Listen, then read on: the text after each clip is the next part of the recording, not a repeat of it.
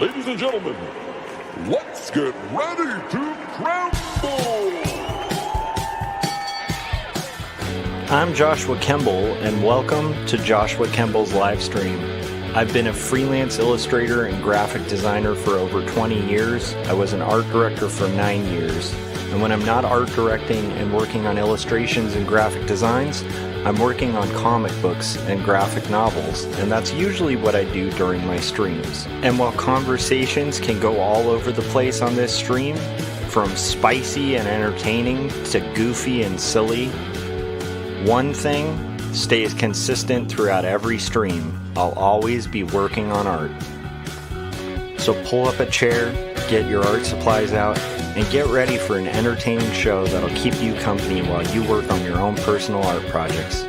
This is Joshua Kemble's Art Stream.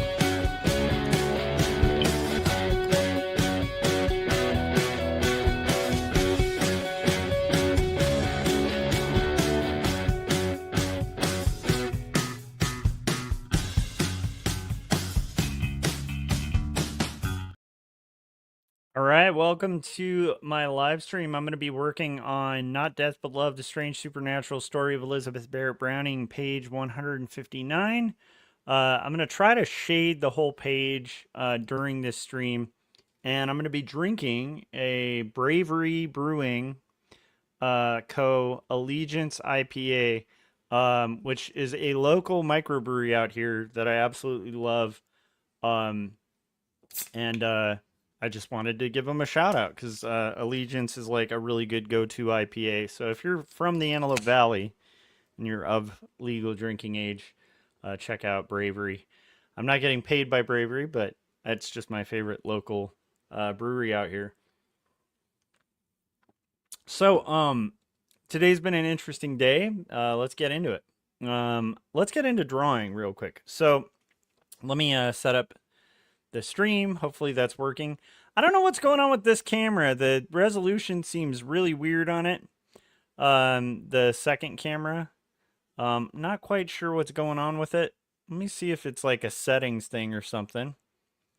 Just kind of strange that it's having that issue. But if I turn off use preset, it just, for some reason, is reading it like it's a low-resolution camera. So we're just going to have to deal with it. But I will try to look into that, because it should be doing 1080p. And I'm just not sure why suddenly it's like, you know, buffering at like a, I don't know, it looks like a pixelated webcam from like 1999. Anyhow, so we're going to get into it. We're going to make some art. It's going to be awesome. And yeah, this is basically a scene where Elizabeth is on, you guys might have remember me thumbnailing this, but Elizabeth Barrett Browning is on the patio of Casa Guidi. She's not feeling too great, and Sophie is now playing the role of Wilson, her maid, so she's actually kind of doing Wilson's job, basically providing, bringing some laudanum and tea to Elizabeth. So that's kind of where we're at, and I'm going to kind of shade this and just kind of talk. It was a really good week. First week of school, and that went well. I'm not going to like talk a ton about work on here, but it was inspiring to see a lot of young artists kind of getting their you know, their first art project going. And then it was an exhausting week. So like by the time we got to, you know, Friday, basically, you know, I was pretty exhausted, like by the end of the week. But the way I've heard it explained is teaching is what they call it, at least in, you know, education classes and stuff, is, you know, when you're teaching like 6 to 8 hours a day, you're basically facing like decision fatigue by the end of the day. So if you think about it, like when a teacher is working, you know, they're making like a million decisions every minute, you know, so you're like lecturing, you're thinking about the curriculum, kind of keeping the lesson engaging, engaging one-on-one with students, observing the whole classroom just to make sure, everybody's safe and secure and everybody's kind of staying focused and and attentive. And then you're also kind of like rotating between that and writing like a million bathroom passes. It's kind of it's kind of a wild scenario. But anyhow, so a lot of people, I don't want to get, this isn't a show about teaching, but it's just um it's not unusual for teachers to kind of get home and just feel completely wiped out. Common thing I hear is just like not wanting to make a lot of decisions once you get home because you just have to make so many decisions during the day. By the time you get home, you're just like, I don't care. Just do you decide. You decide what you want. That kind of thing. Um, so anyhow, but I will say for like a first week, I feel just so pumped. Like, it was a good group of kids. It was inspiring, and I feel like I'm getting a little better at the whole thing. And I am making progress on the book, so that's been pretty fun. Even though it's like slow and steady, it does seem to be getting closer to finish. So my hope this weekend is just to like knock out a bunch of stuff. Um, this morning we had to go pick up some furniture for my mom. My mom had bought a bunch of patio furniture for her house. She doesn't live like too far from where we live, and doesn't really have a car that would fit it. So I was like, hey, we'll pick it up for you. Um, and so we had to go to like the store to like basically pick up furniture. I know it's very exciting content, guys, picking up furniture, but it was like patio furniture that had been on sale from like it was like a summer patio furniture sale because summer's coming to an end, and anyhow, so we go to pick it up, and like it was this whole snafu where they had thought that they had sold it to her, and she had done everything right, basically saying, "Hey, my son's gonna pick this up. His name is this. Here's the receipt, that kind of stuff." And so she was gonna be out of town. We were gonna go there and pick it up. I get there to pick up this patio furniture, and they're like, "Oh yeah, we canceled the purchase." And I was like, "Well, that's weird." She told me she had bought like a floor model. And so I show him like a picture that she had sent me of like the floor model and stuff. Anyhow, so it ends up being this long, kind of ridiculous thing, like things end up being. I'm bringing this up for a reason too, because you're gonna face this. Probably not with patio furniture or anything like I know my wife and I are super broke, so we're not going to be buying patio furniture anytime soon. Because we're kind of transitioning, still dealing with the transition from art director to teacher, which is a huge salary drop. But anyhow, so but you will be facing things like when you're trying to work on your creative projects, like stuff like this will happen where you're like, yeah, this will take like 10, 20 minutes. And you go to do the thing, thinking, like then I'll get back and just kind of work on art. And you do the little thing, the little tiny task, and before you know it, it's like 2, 3 hours later. Everything takes like 50 times longer than you think it's going to take, especially when you're working on art. And again, if you're just tuning in, I don't know what's going on with my second camera. I'll probably like re-plug it in or something. For some reason, OBS thinks this is a low resolution camera, and it's not.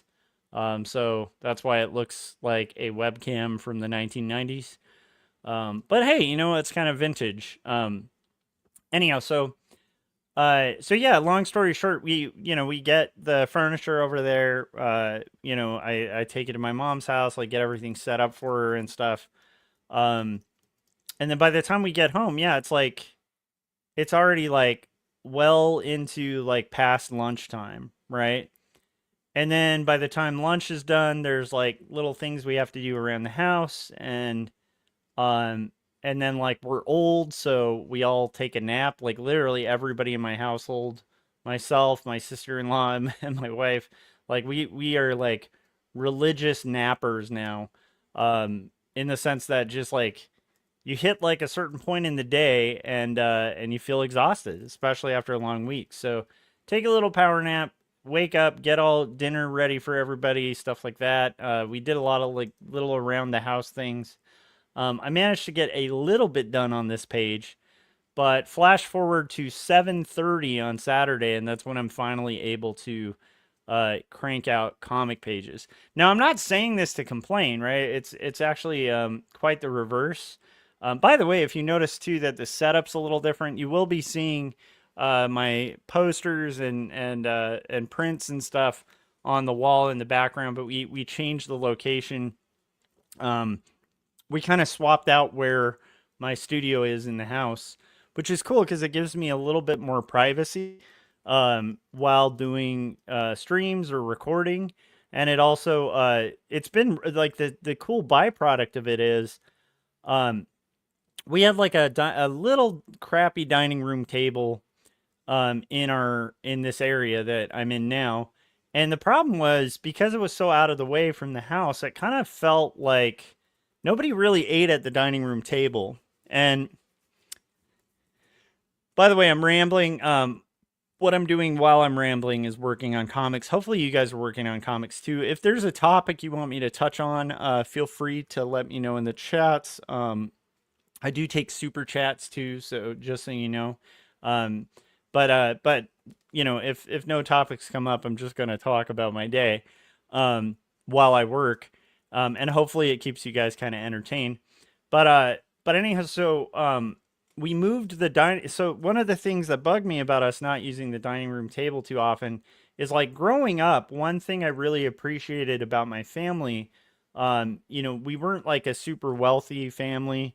There were multiple moves in my young childhood, from like, you know, we lived in Texas for a bit. There was a lot of like changing schools that happened, which is always a drag, you know, when you're younger because you have to get to know new people and stuff like that. But one of the things that was really consistent that I really appreciated that my family would do, and this is going to sound kind of cliche and cheesy, but I think it's really important, is we would always eat at like whatever the dinner table was. So like when we were living with my aunt, we'd still all kind of gather around the dinner table and eat and talk. And I always thought that was really cool because what it did was it kind of created this scenario where, you know, when we were older, I never felt like my parents didn't like know who I was. There were definitely secrets I kept from my parents, just like everybody when they're a teenager and stuff. But I always felt like there was a forum to like discuss stuff and talk. And there was a lot of like, you wouldn't be, you'd probably be not too surprised to hear this, if you know me and know how much, you know, I've gotten better with this throughout the years, but I tend to kind of like debate. And sometimes I like being the devil's advocate, which is when you basically, you know, this is just for anybody who might be listening to this after the fact. Devil's advocate is when you know, advocate for a position you don't even agree with, right? You just kind of want to test the solidity of an argument. All of that love of like conversation and like really backing your ideas and stuff all came from like a really rigorous family. Like my dad was always the type of person who, if he wanted to hear your viewpoint on things, and all of this would happen at the dinner table, right? But he would want to hear your viewpoint on things and sincerely like want to know what you believe, and never really judged it, but would definitely challenge anything you said. So you could say something as uncontentious as like the Beatles are like one of the best bands ever or something like that. And even if you said that, he'd be like, well, why do you think that? And then he'd be like, why isn't it this band? Like, you know, but he did it in a very like a much more kind of loving way than what I took away from it. Cause like when I was younger, I was very argumentative with people. And to this day, I have trouble, like, if somebody says, like, a very wild claim and has no ability to back it, that always bugs me. I almost prefer people who have claims I completely disagree with, who actually kind of back it up, than people who just kind of wildly will state something, and then when you ask them, like, for details, they, like, fold instantly and are like, or just result to, like, you know, like weird insults or something because they can't handle like a back and forth. all of that came from conversations. My dad being like a guy who really liked to steel man other people's viewpoints. And it's something I really, growing up, it used to frustrate me, but as I'm older, I really appreciate that because it taught me how to think, like how to kind of defend positions, how to how to understand how to rationally back something up so you're not just kind of full of hot air. And all of that came at like dinner table conversations that were really fun. Like it was fun to go to dinner with my family. Like it just felt like family when we were living with my aunt, when we were all, you know, all five of us like jam packed in like a one bedroom apartment. And then when we were older and my parents were able to finally like rent a house and it was a little bit bigger of a space, all throughout that dinner table thing, I think really provided a sense of stability and family and stuff, as cheesy as it is. So anyhow, that's my long-winded way of saying, um, since we've moved the dinner table from here, from this room that I'm going to do this in, which is a little more isolated in the house, to closer to our living room, we've been able to do like family dinners, like where we're eating together and chatting and like everybody sharing food, and it just feels better. And I think now that Ben's like kind of getting closer to like his teens, that's going to be really helpful just to like have conversations and feel like he, has people who are interested in him and want to hear about his day and stuff. So anyhow, that was kind of cool. So that's one byproduct. The other byproduct that's nice is like I won't hopefully keep everybody up or like annoy everybody when I'm doing streaming or something or recording. So it's a little bit more isolated. Um, Provides me a little more of like a pre-planned stage and stuff.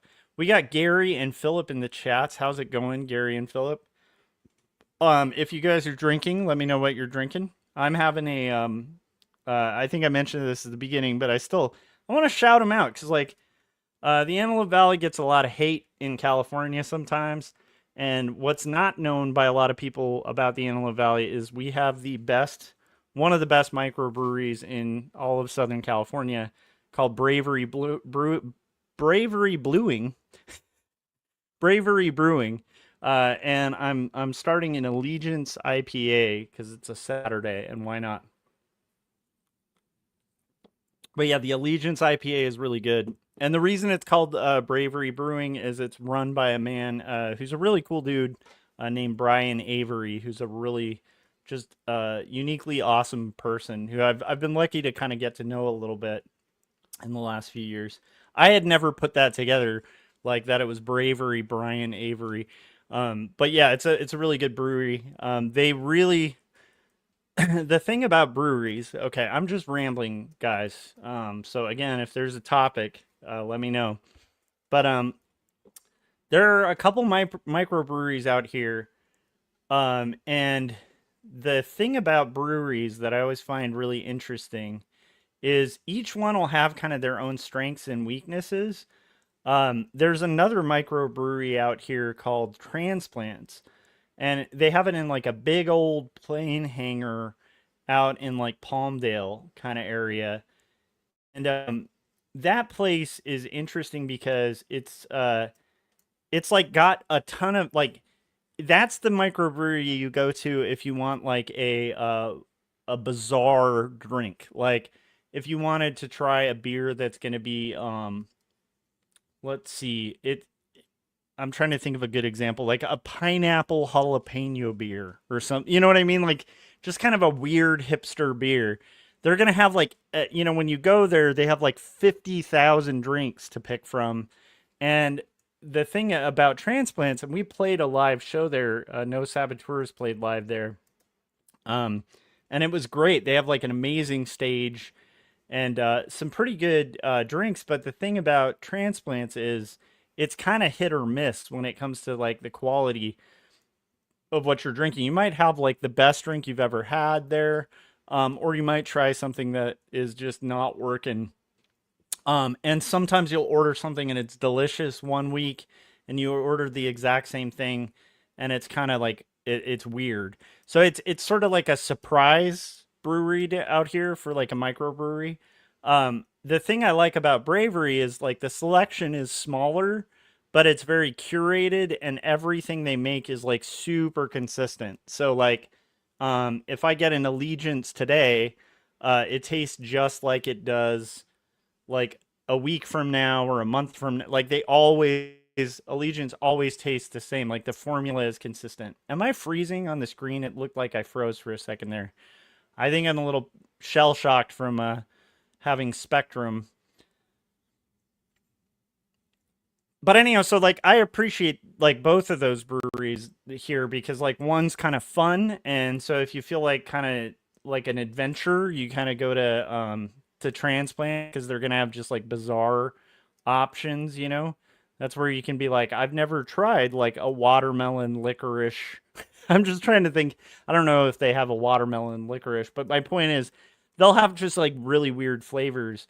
But just for like consistent like award winning, like high quality brews. It's always nice to have a place nearby like Bravery that's just so good. Um, but the other nice thing is they've started getting distribution so in the local area. So like we went to Target to get some cheese, I think, to make like grilled cheese sandwiches because like we had run out of cheese.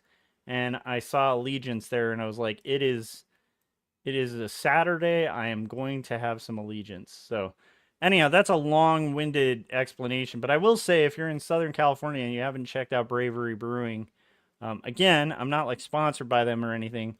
I just happen to really like that brewery. It's a good one out here. Um, what do you guys do? Like, do you guys have local breweries near you that you like swear by? That one is my favorite, you know. Okay, so we're kind of working on our cover here, just kind of getting through the shading. I really want there to be some stronger shadows in the area. I want this to be almost grayish because like it's during sunset. And also it's like a pretty dark scene in the sense that you're gonna get the sense that Sophie is like loading Elizabeth with laudanum, which was like considered a medicine back in the Victorian era, but it's really sad that it was considered a medicine because quite often somebody would take it for like depression or something like that, not realizing they're pretty much having opium, and then like the depression might fade, but then suddenly they start having all these other symptoms, which are just like weird withdrawal symptoms that you would get from taking doses of opium. And then people would just be like, well, you just got to keep taking laudanum. And that affected a lot of women at the time because women generally, like, there was less known about, you know, just about psychology and about the brain and about, biology.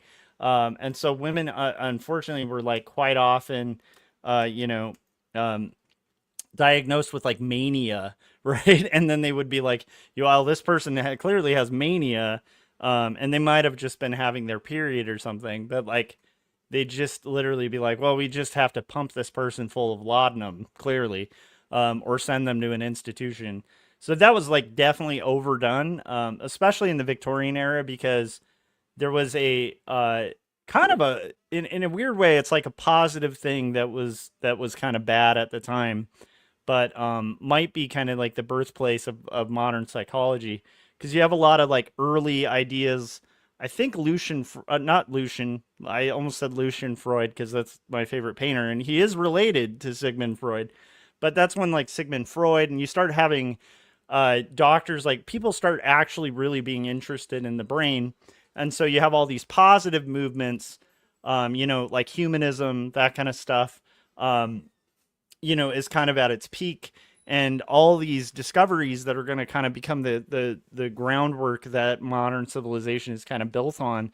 But at the same time, you also have this like darker side where people believe in weird stuff. Like I think at the time, people were really believed in phrenology and like just a lot of junk science, um, which uh, was just like a byproduct of like the kind of innovative age they were in. But the other thing was just like not really knowing the results of these drugs they were starting to experiment with, because they were like, hey, if somebody takes this, they suddenly feel better. Not realizing, it's because they're, you know, basically just being pumped full of laudanum, So anyhow, but this is a dark scene because basically, RSC Arts asked if that's what Wyatt Earp's wife was taking in the movie Tombstone. I think so. I can't remember. Um, but it might. I'm not sure. It's been a long time since I saw Tombstone. That's a great movie, though. I would love to watch that again. I think one of my all-time favorite scenes in a movie. I mean, there's some things in it that like I feel aren't so great, but I think in general it's a really good movie. And one of my favorite scenes in any action movie is that sequence where Wyatt Earp does he's like getting coffee and he just twirls his coffee cup just to show like what a good gunslinger he is, and everybody's like, "Oh crap!" Yeah, that's one of the best. Gary said female characters in Deadwood use it a lot too. I still haven't seen Deadwood. Is Deadwood good? Um, I'm kind of mixed on westerns because I really like westerns to an extent, but then there's also a part of me that like really doesn't like westerns. I don't know if that makes sense, but it's like I have to be really in the mood. Um, I know a lot of people who like really like a lot of westerns. I think the kind of western I'm not like a huge fan of is like John Wayne. Like I don't like John Wayne movies, which I know for like people who are like huge fans of westerns are gonna just be like rolling in their graves with me saying I'm not a fan of John Wayne movies. But most John Wayne movies I'm not a fan. There is a John Wayne movie I like, and I think it's called like A Simple Man, or what was the John Wayne movie? The Quiet Man. That's my favorite. That's the John Wayne movie I like. But that's not really a western. That's like takes place in like Ireland or something. And it's like basically John Wayne kind of moving to this area, dating an Irish woman, and then having to learn how to be a drunken fighting Irish guy to win the respect of his new wife. It's a great movie. um, Yeah, so the Quiet Man, like the gist is, yeah, he was like a professional boxer, right? And then he accidentally murdered somebody in the boxing ring, so he kind of retires and decides to like move to Ireland to live like a more peaceful life. And then he's forced back into fighting, which is, by the way, like the plot of like every action flick now, where it's like I used to be a professional hitman, and then then I got out of it, and then they kidnapped my dog. It's like, but a lot of that trope kind of started with the Quiet Man. Really good movie though. Although I think like some of that stuff may not hold up as well, like just with like modern, you know, social rules and stuff like that. But anyhow, my point is most John Wayne movies though I'm not like a huge fan of, like the westerns and stuff. Like they weren't that interesting to me. I think Clint Eastwood is pretty good for westerns. Gary said John Wayne doesn't work for me. Um what was it? The Magnificent Seven was great growing up. That was probably my favorite. My all-time one of my all-time favorite wests. Mm, cool. Gary said Deadwood is maybe my favorite cable drama of all time. High praise. High praise. Maybe I'll have to check out Deadwood. Um okay, growing up though, like the westerns I really did like. Weirdly, I liked a lot of the comedies, like Support Your Local Sheriff. Do you guys remember that? It was like Maverick, I guess, the character Maverick. I really enjoyed those. Those were very goofy and fun. Um, when I was a kid, that's like the kind of western I liked. And then, of course, like Magnificent Seven. That's big up there. Um, like the Sergio Leone kind of vibe stuff. I liked a lot. Like the kind of more artsy, dark, western was pretty fun. And then weirdly enough, I was just thinking of like one of my favorite westerns is like Butch Cassidy and the Sundance Kid. I love that movie. Like, particularly because of the ending. I just feel like the only thing I don't like that I saw, because I rewatched that recently because I just have such a like respect for that movie. Um and I think like Paul Newman and now I'm blanking out on his name. The really famous guy from The Sting. It's anyhow, um I'm blanking out on his name. If you remember, it blonde dude. Oh, Robert Redford. Yeah, thank you. And Gary just got it at the same time. Um so I think that that's just a really good, they just had so much good chemistry. Like The Sting is one of the, like, it's an American classic. It's like I still don't think there's a lot of movies just that reach the level of The Sting. Like it's just such a good movie. Like ensemble cast kind of movie where it's like, a lot of movies that have like ensemble casts are like wastes. Weirdly enough, where they're just like, look, it's a lot of famous people in a movie, but that's one where like the ensemble cast is just phenomenal. You have like Gene Hackman, I think was, yeah. There's just so many good roles in that. But anyhow, the thing that I will say, skeptically though, and critically, and I wonder if you guys agree with this. I rewatched Butch Cassidy and the Sundance Kid again a couple years ago, and I had forgotten about like the weird 1970s moment where they start playing "Raindrops Are Falling on My Head." And it was like, it just felt so out of place. And it felt like a producer being like, this is a good movie, but we need to jazz it up with some pop music.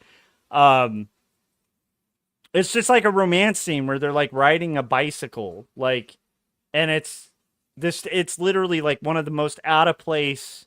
I just don't know what they were thinking in that movie with that scene.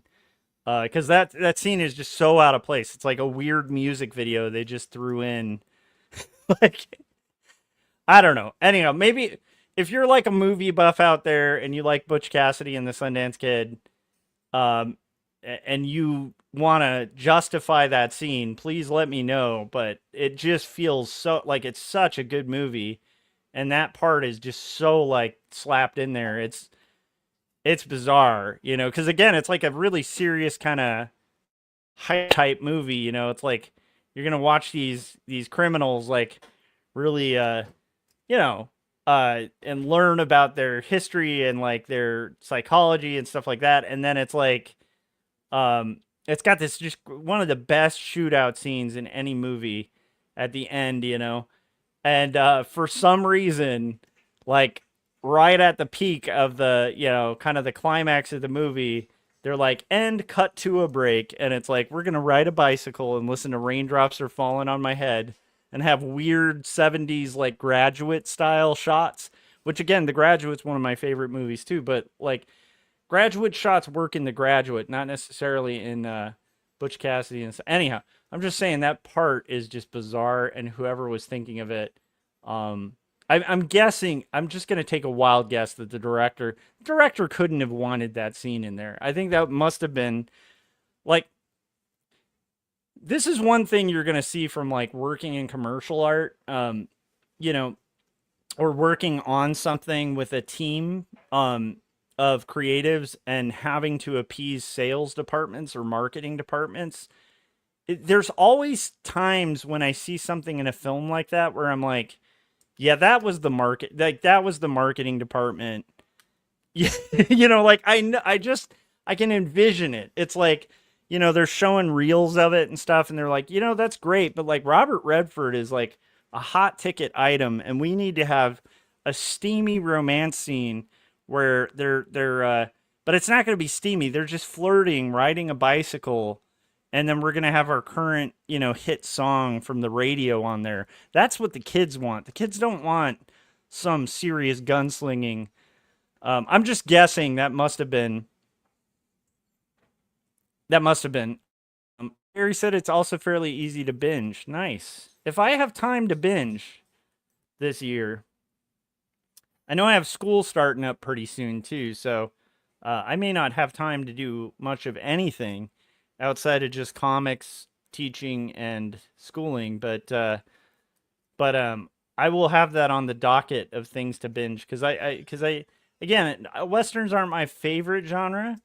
Um, oh, you know what? I forgot to mention though, because I'm like westerns are my favorite, but I'm going to talk about certain key ones. Um, Gary said the only disclaimer is it's not for kids. Yeah, I kind of took a wild hypothesis that it's just from the few things I've heard about Deadwood. It doesn't sound like something I'd want to sit down with my 12-year-old son and watch. Um, let's see here. Oh yeah, okay. Other a favorite western. This is gonna be for Western buffs. I'm sure anybody who's a fan of westerns is probably already tuned out of this because they're like, this guy doesn't know westerns. He insulted John Wayne. I think there's like a nickname for John Wayne too. They're like he insulted the Wayne monster, the Wayne master, Master Wayne. Anyhow, I don't know. I don't remember. I know he has like a nickname. I just don't know it. Um, but anyhow, so this will crack you guys up. The Duke. That's it. It's the Duke. Thank you, Gary, with the movie trivia. I can just hear Gary rolling in his grave because Gary is a film buff who knows like every actor known in every single movie, even side actors and stuff like that. It's like his superpower. Um, the the movie, my favorite western might actually be Three Amigos. So hopefully that doesn't irk all the movie buffs out there, but I love Three Amigos. Like that movie is like peak comedy to me. It's just such a good movie. But I would actually say I think that could be justified very easily as a great western because it's like it's peak comedy. Um, it is an insanely stupid movie. Um, RSC Art said love Three Amigos. Yeah, I think Three Amigos is just it's a great western. It's wonderful. And it's like you have I mean just like the one of the best comedy team ups ever done, some of the stupidest writing and stupid in a good way, right? There's stupid in a bad way. Stupid in a bad way is throwing raindrops are falling on my head in a serious movie while you show two characters playing around, goofing around on a bicycle. That's stupid writing, right? Um, that's like not fun stupid. Like that's not intentional stupid. But like having a singing bush that gives directions and loops through she'll be coming around the mountain in like a high pitched voice and also having the invisible swordsman like a lot of silly stuff in Three Amigos. That's great stupid. Like that's the peak of like I don't know, it hits that level of like Airplane or like Top Secret.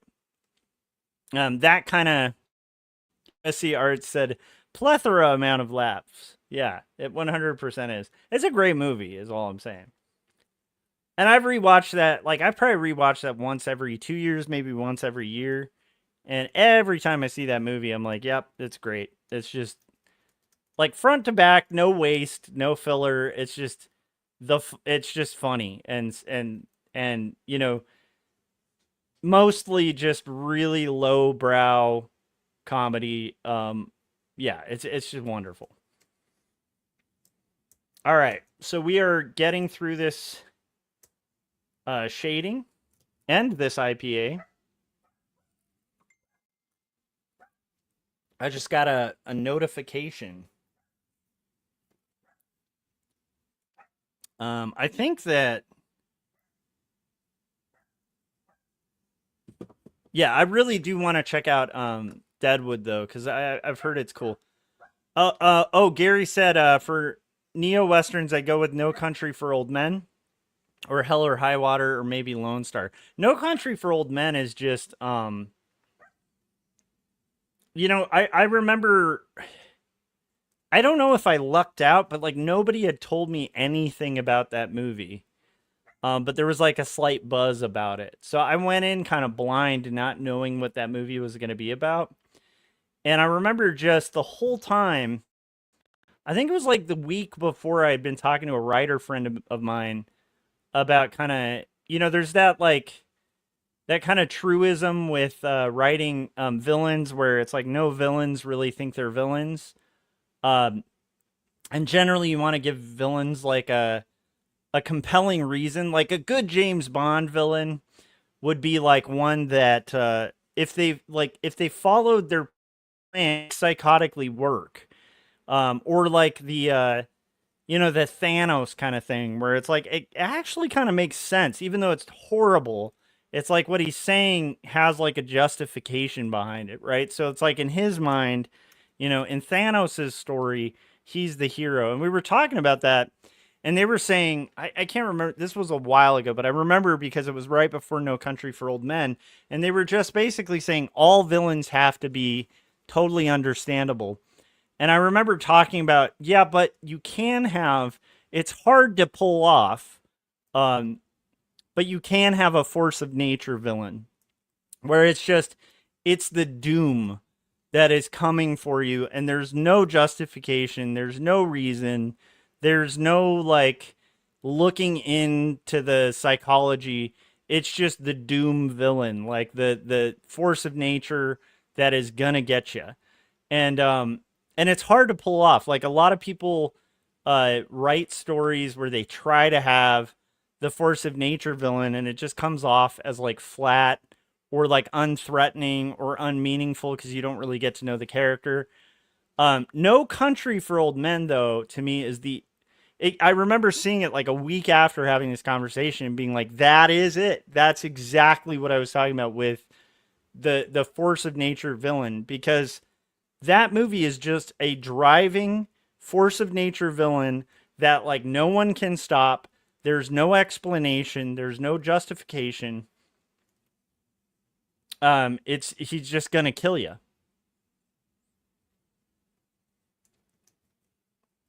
And I think that's a great. I just think that was a great movie, and it's hard to do. I think it's hard to do. I think the actor, in it, did it well.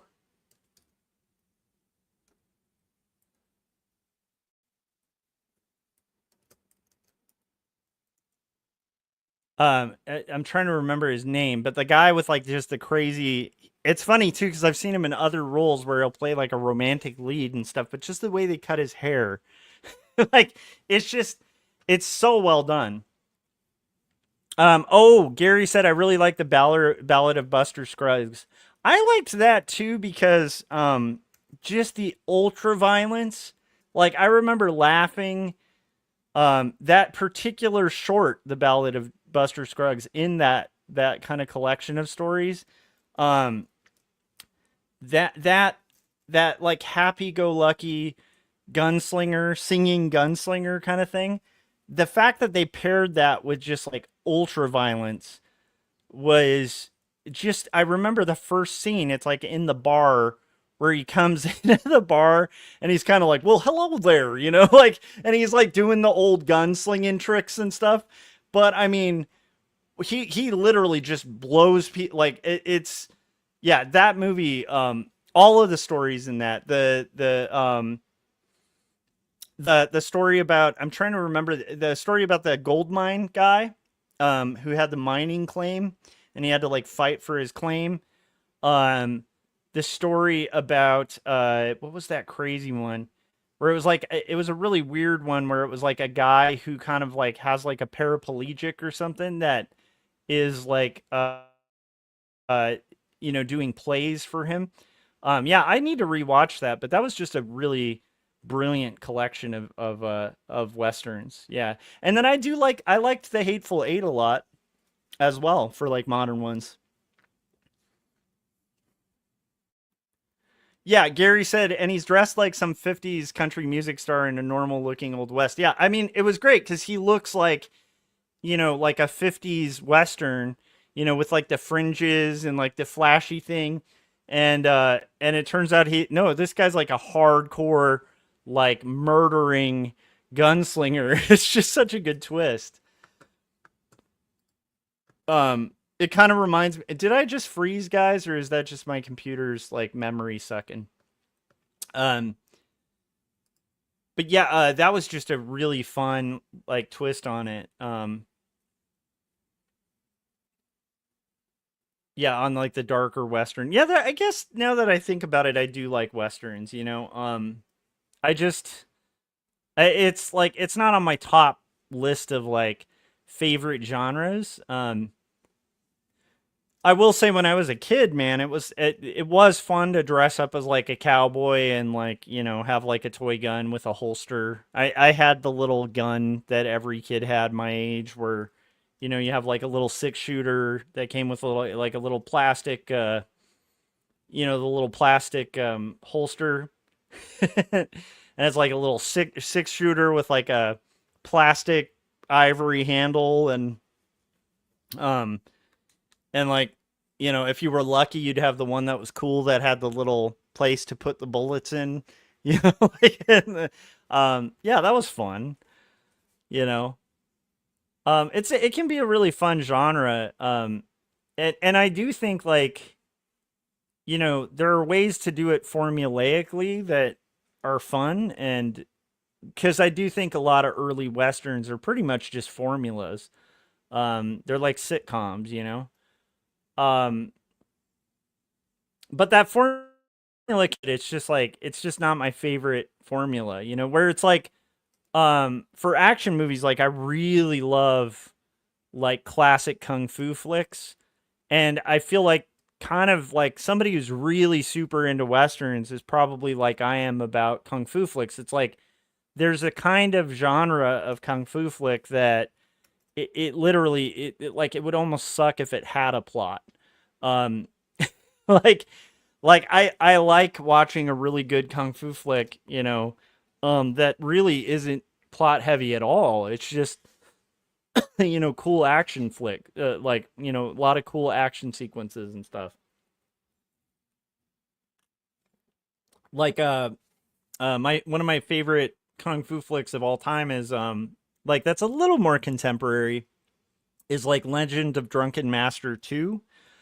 Um that movie is like, I mean, it has plot and it's kind of meaningful plot, but it's not, you know, it's pretty much like a bunch of kung fu movies have like the same plot where it's like, the family's honor is lost because of the young, you know, cocky action star, and then the bad guy comes and now it threatens the family's honor, and now the kid who was the screw up has to like rise and protect the family honor. It's kind of an old tropey plot, but it's like I don't care about the plot with that movie. It's just visually stunning and fun. um you know or like if I think about like a even more contemporary one like The Raid, it's like the plot is just a video game. It's just like bad guys are at the top floor, fight your way to the top floor. um so it's like I can see why people like really into westerns might be really into like even the kind of cheesy ones, because there's kind of a there's got to be a love for like the trope of it. It is weird to me to think of that era, where that was the prominent, that was like the main genre on television and in film for like a long time. Like the Marvel movies, I feel are like just the modern equivalent of wow, my computer's kind of freezy, so if I'm frozen, I apologize. I don't think that's my internet. I think that's just literally my memory processor on my old Mac. But let me know if I'm cutting out and freezing. But it is weird to think that that dominated Hollywood for like the longest time, like that was like the equivalent of a Marvel movie now, where it's like, yep, we're out of money, guys. We got to film a western, and slap it together on the lot, and then we'll make our, our money for our kind of artsier stuff.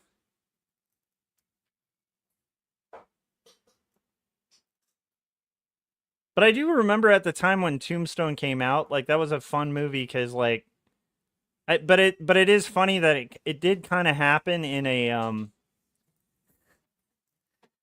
like there was an era in the 90s when the cool movie was like the weird, like the school teacher that comes from like, the rough neighborhood, and like the kids have no idea that their teacher is the substitute, or like, Dangerous Minds or whatever.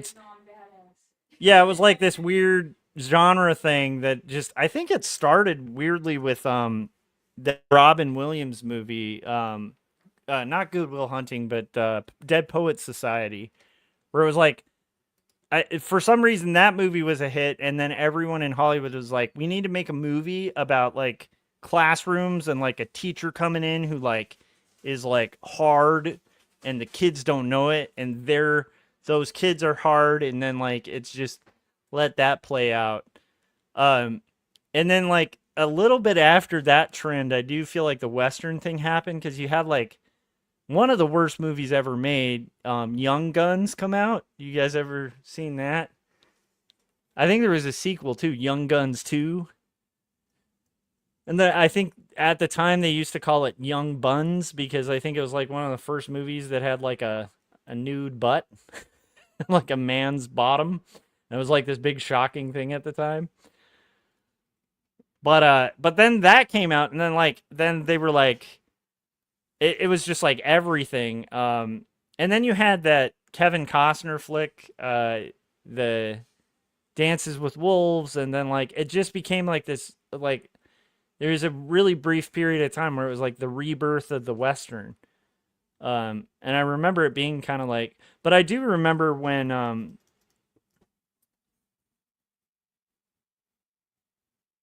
yeah, I just remember when those came out, like they, some of them were really great, some of them were meh. But it is funny to think that like now it's like the equivalent of the Western is like it's a superhero movie, and it's like another one, like another superhero movie, you know. And this one they save the Earth from another alien invasion, and you're like, okay. Gary said the Young Guns movies are indeed dumb, but also fun. They are fun. But yeah, the Buster Scruggs one, I feel like that movie just like kind of flew under the radar. Um, I don't know why. I don't feel like that movie got as big as other, because that was Coen Brothers, right?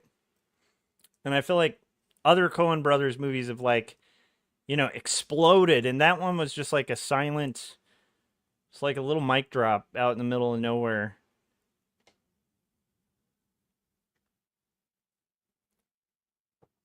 I do feel like that's a good example of like a way to kind of go dark without like, and keep kind of comedy in there. Because again, like the fact that he's like this 1950s fast gunslinger, but then they they adapted it with like ultra violence is absolutely hilarious. Oh, that had the hangman story in it too. There's like a guy who gets hanged, and then just by like, happen circumstance, I think he survives it, and then he just ends up getting hanged at the end. It's like it's there's a lot of really interesting stories in those short stories. What a cool idea, you know?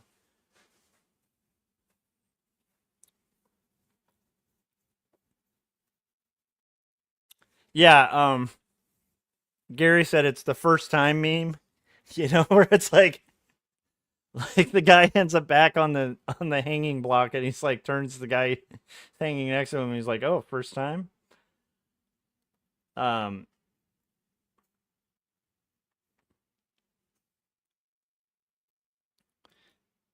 but I don't know. I'm trying to think of like genres. Like, yeah, I do like kung fu flicks a lot. Um, But I'm trying to think of like consistent genres that I'm like absolutely in love with, you know? I feel like maybe it's just kind of like music for me where it's like there's go-to stuff, but generally like I like things that are well done and I don't tend to like I don't know, like there's some genre like I'm trying to think if there's a genre like of film that I just absolutely do not like. I talked about this at the Crestline meetup. Somebody was talking about Baz Luhrmann, and I I really liked Strictly Ballroom when it came out. That's like one of the first Baz Luhrmann films. It's really absurdist, kind of over the top. It was like I think it was one of his first movies, if not his first movie, and it was really unique at the time because it was very over the top, kind of slapsticky humor, kind of a sweet romantic comedy type thing, and the style of just like visual, um, like Baz Luhrmann films are like visual, just explosions of color. Like they're very like stunning. Like it's very spectacle based. But I'm very unpopular in the sense of um like I hate Moulin Rouge. I hate that movie. Like I cannot stand that movie.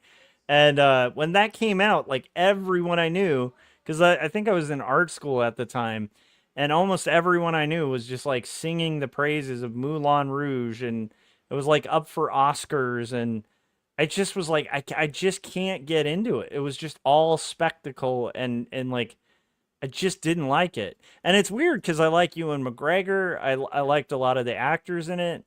I could not. I don't know what it is about Baz Luhrmann movies. That after Strictly Ballroom, it just progressively got worse. Like I feel like the Romeo and Juliet was interesting. That he did, but it's not my favorite. It's not bad. It's not a bad movie.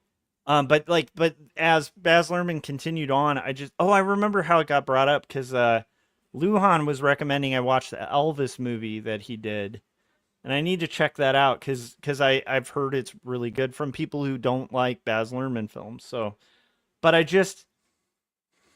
don't know. I feel like that might be kind of the type of movie I'm not made for. Is like a movie that's just spectacle. It's just about like lights and really pretty shots, but like not a lot of content. I can't do that.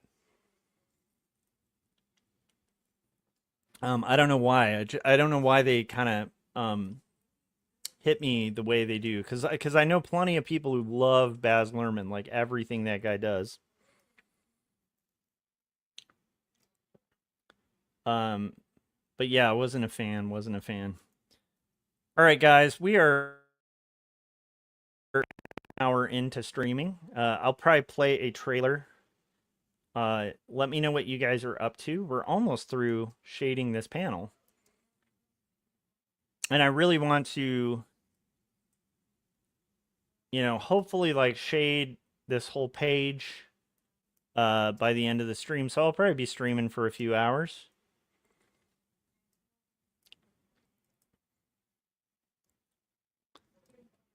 But yeah, I'm pretty pumped. Like we did the Crestline art meetup last weekend, and it was just such a rejuvenating kind of experience. I think we talked about it on Artcaster and stuff, um but it is such a fun thing to like be surrounded by people who are all kind of working on their own creative projects. And in almost like a vacation setting, but the vacation is literally like a vacation from any other responsibilities than just working on your personal project. And I feel like for cartoonists, that's like the ultimate vacation, you know? It's like, okay, get to like hang out with friends, make jokes, and stuff like that, but at the end of the day, we're all kind of being productive and making cool stuff. Um because I feel like there is a value to what is there's a couple truisms about it, but it's like you kind of become who you hang out with. Is like one of those old truisms where it's like, if you find yourself hanging out with a bunch of people who are not super smart, you're probably gonna become like less smart. Like, whereas if you put yourself in a room full of people who are smarter than you are, chances are you're gonna get quite a bit smarter. I think that goes for art too, where it's like if you surround yourself with artists that you really respect, you might actually start making art that you respect. Like, um, I don't know if that makes sense, but one of the things I really liked about Crestline was like being around artists that I respect. Like they all do different things, but they all do it well and they take it seriously, and I think that's pretty amazing. Um, oh, I like that. Gary said, "I'll steal a line from one of the Red Letter Media guys. I admire Baz's work more than I like it." Yeah, that's the thing. They're beautiful movies. Like I'm never gonna criticize somebody who's like watch Baz Luhrmann movies because of how they visually look. Because I do feel like they're almost like a candy store. Like they're just like he does have a look that is not easy to achieve. Like it's just this unbelievable like it kind of I guess his movies kind of feel like almost like you're in like the old school Vegas strip at night, you know, and you're seeing like all these neon lights and glitter and glamour and stuff. And there is something amazing about that he does that I've seen other filmmakers like try to do and they just never do it to that level of like just like color and spectacle and so I will say his films are beautiful, like they look stunning. um, but that's the thing that kind of bugs me about them because I feel like it's a lot of look and not a lot of substance. And I think like why I liked Strictly Ballroom is like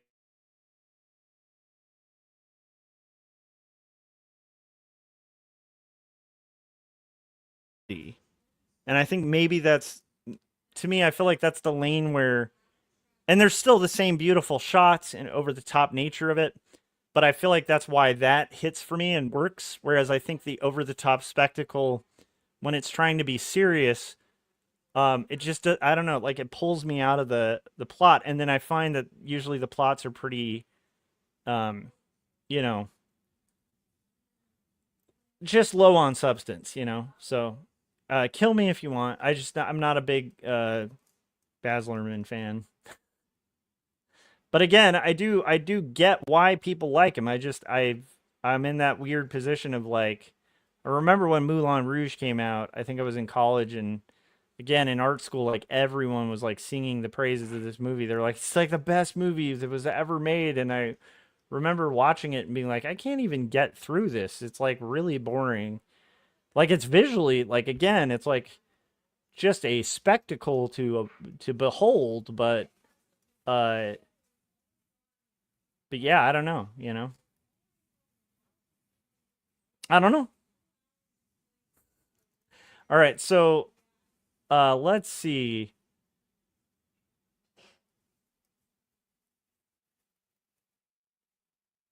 But today was a really fun day. I know this is silly, but it's like I had a moment today that was kind of a magical moment where I was frying up grilled cheese sandwiches for the family. You know, just grilled cheese, pretty easy to cook. But I had like this little line cooking going on, right? Where I'm like, all right, you got your grilled cheese, you got your grilled cheese, right? And I realized like, I mean, it was just one of those beautiful moments of like, how fun is that to just like cook grilled cheese sandwiches for your kid and family and stuff? It's just fun. I don't know. It was just like a really magical moment making grilled cheese sandwiches. I'm getting old, man, where I'm like getting all choked up over grilled cheese sandwiches. I'm like, oh, the cheese, it grilled so well. Everyone's happy. But it was a nice moment. Um, much more meaningful than any moment I've had from a Baz Luhrmann movie. Paul Pate just joined us. How's it going, Paul? Landon said, I love grilled cheese. I do too, man. I feel like there's, you know, for those of us on a budget, There are go-tos that are just always delicious. One is grilled cheese, right? The other is PB&J. And I feel like those are two things that like America did really well. That you know what I mean? It's like when I have a PB&J sandwich, I'm like, you know what? The U.S. is we got our problems, but this is a brilliant invention, like a PB&J. You know, to mix peanut butter with jelly. You know, that's just a very brilliant thing, and that's a very American food. You know, because I think only in the U.S. would somebody think, you know what we should do is take the savory of peanut butter, like the really savory flavor of peanut butter, and then we're just gonna slap the really sweet flavor of jelly, like right on top of that, because screw it, why not? We're America. You know what I mean? I feel like that is one of those rare cheap foods. Oh, Paul was saying grilled cheese and a tomato soup, right?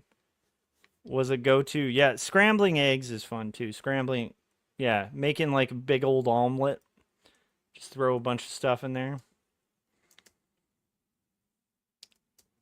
But, you know, today I had, you know, I made grilled cheese sandwiches and stuff, and then I was eating it and I was remembering, like, why don't I have these like all the time? Like they are so tasty.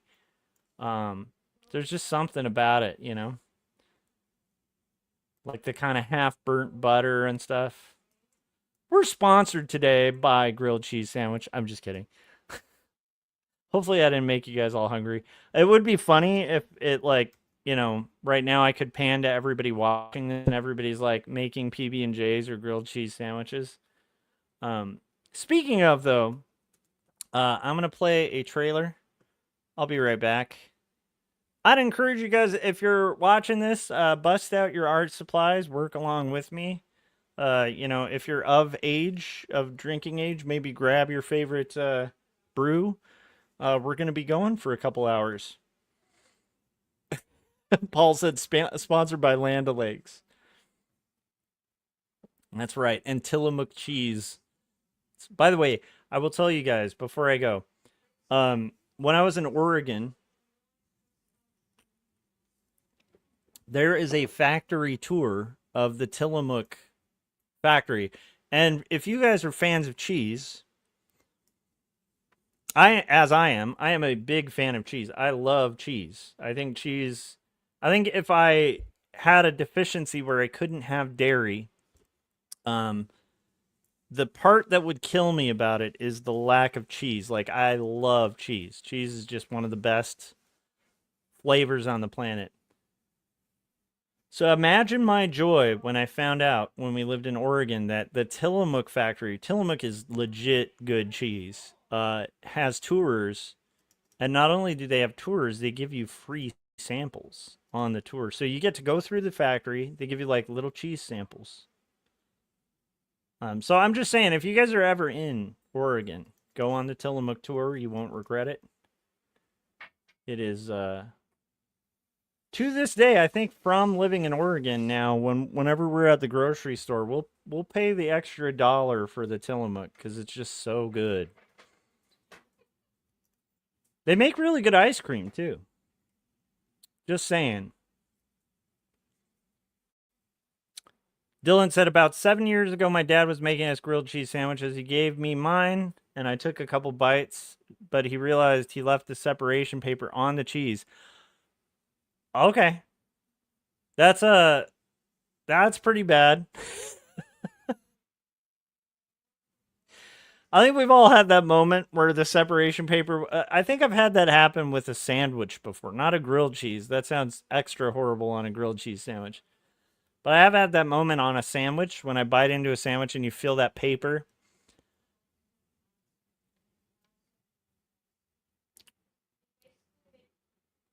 There is nothing. You know what else is the worst with paper? I'm gonna riff on that while I get a little further before we kind of play our little commercial break.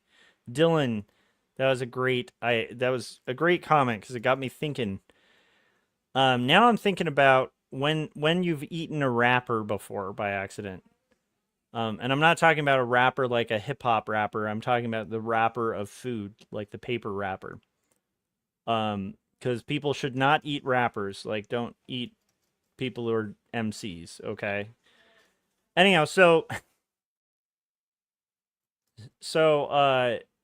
that's happened to me before with a burrito, and it's like one of the worst things when you're really enjoying a burrito. It's wrapped up in that like butcher paper kind of, waxy paper stuff, and you take a bite a little too far and just get like you get a good mouthful of wrapper mixed with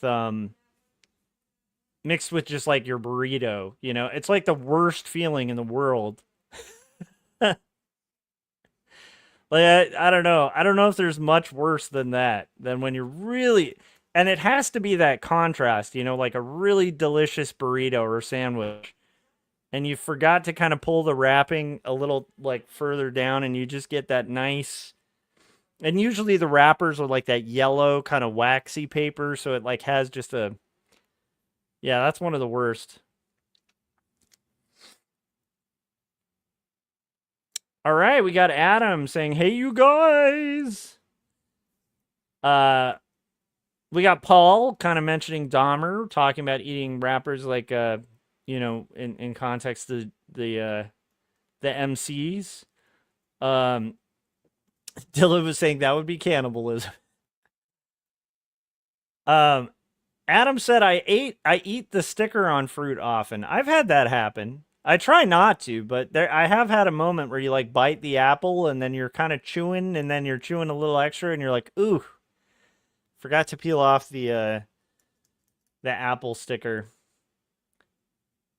Now, what would be strange is if you did that on the banana, because like that goes on the peel. So that would mean you're actually eating the banana peels, which would be a bad idea. Um, this is an art channel, and I'm talking about eating stickers and welcome to the live stream. Welcome to the Kremlin. You have joined the Kremlin if you are working on art right now and thinking about eating paper.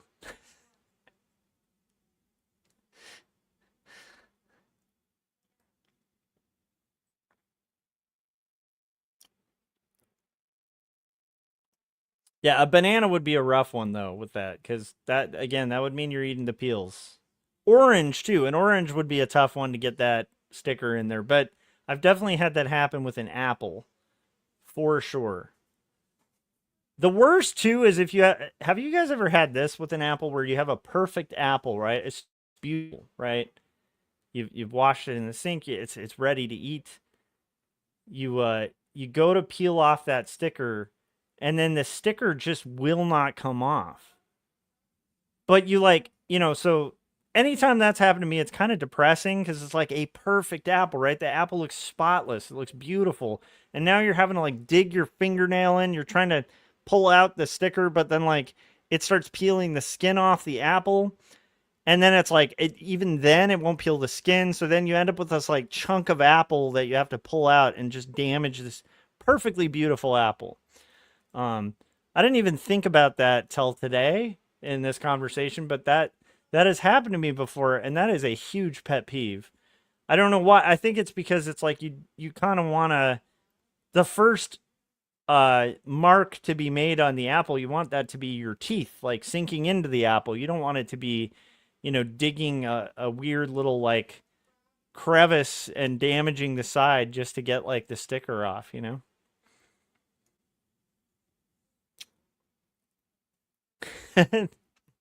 Adam said they should make the stickers more delicious. Yeah, that's true. At minimum, they could make it like a scratch and sniff, so it at least smells nice when you're accidentally eating it. Do you guys remember scratch and sniff stickers? I don't think those. I don't know if stickers are as big of a thing as they used to be. Like when I was a kid, stickers were like a big deal. Um, and I was thinking about this too because I think it was Scott who was talking about like why movie cards used to be a big deal because back in the day, you didn't really have like VHS tapes or ways to watch movies, unless they were like just surprisingly like played on a TV station. Like after you saw a movie, you just kind of had your memories of it. And then you also had things like trading cards that would have like little still frames from it so you could like remember your favorite movie. But I think stickers were kind of like that too, where they might have been like a boom because, it's like, well, I may not re-see that G.I. Joe episode, but like I got a sticker of it, of the character I like from it. I don't know. Anyhow, scratch and sniff stickers in the 80s were like a big deal. Like a big deal. Like if you bumped into a scratch and sniff sticker on the street in the 80s, it would have been like, I'm kind of a big deal.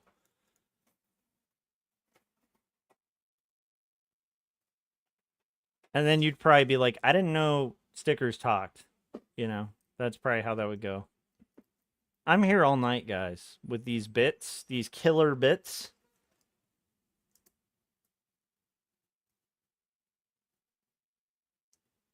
Are you not entertained? Okay.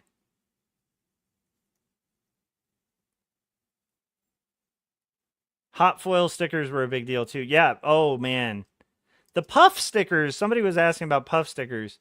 I hated puff stickers as a kid. They were kind of trendy for a little bit.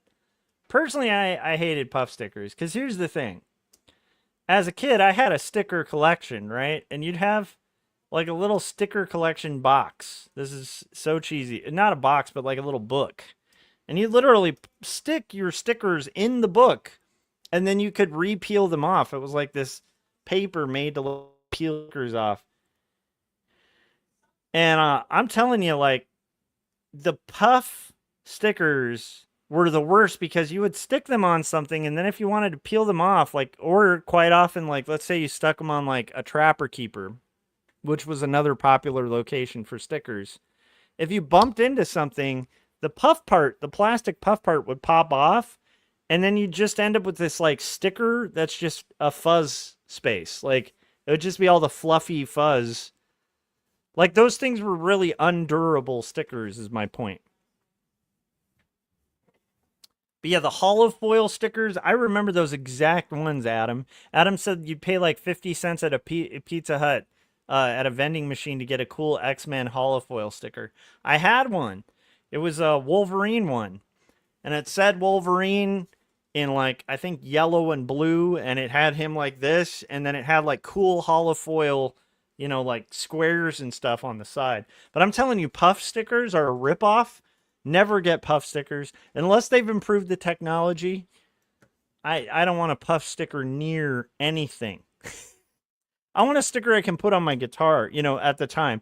I don't even put stickers on my guitars anymore, but if you guys could pan back to like when I was showing off my guitars.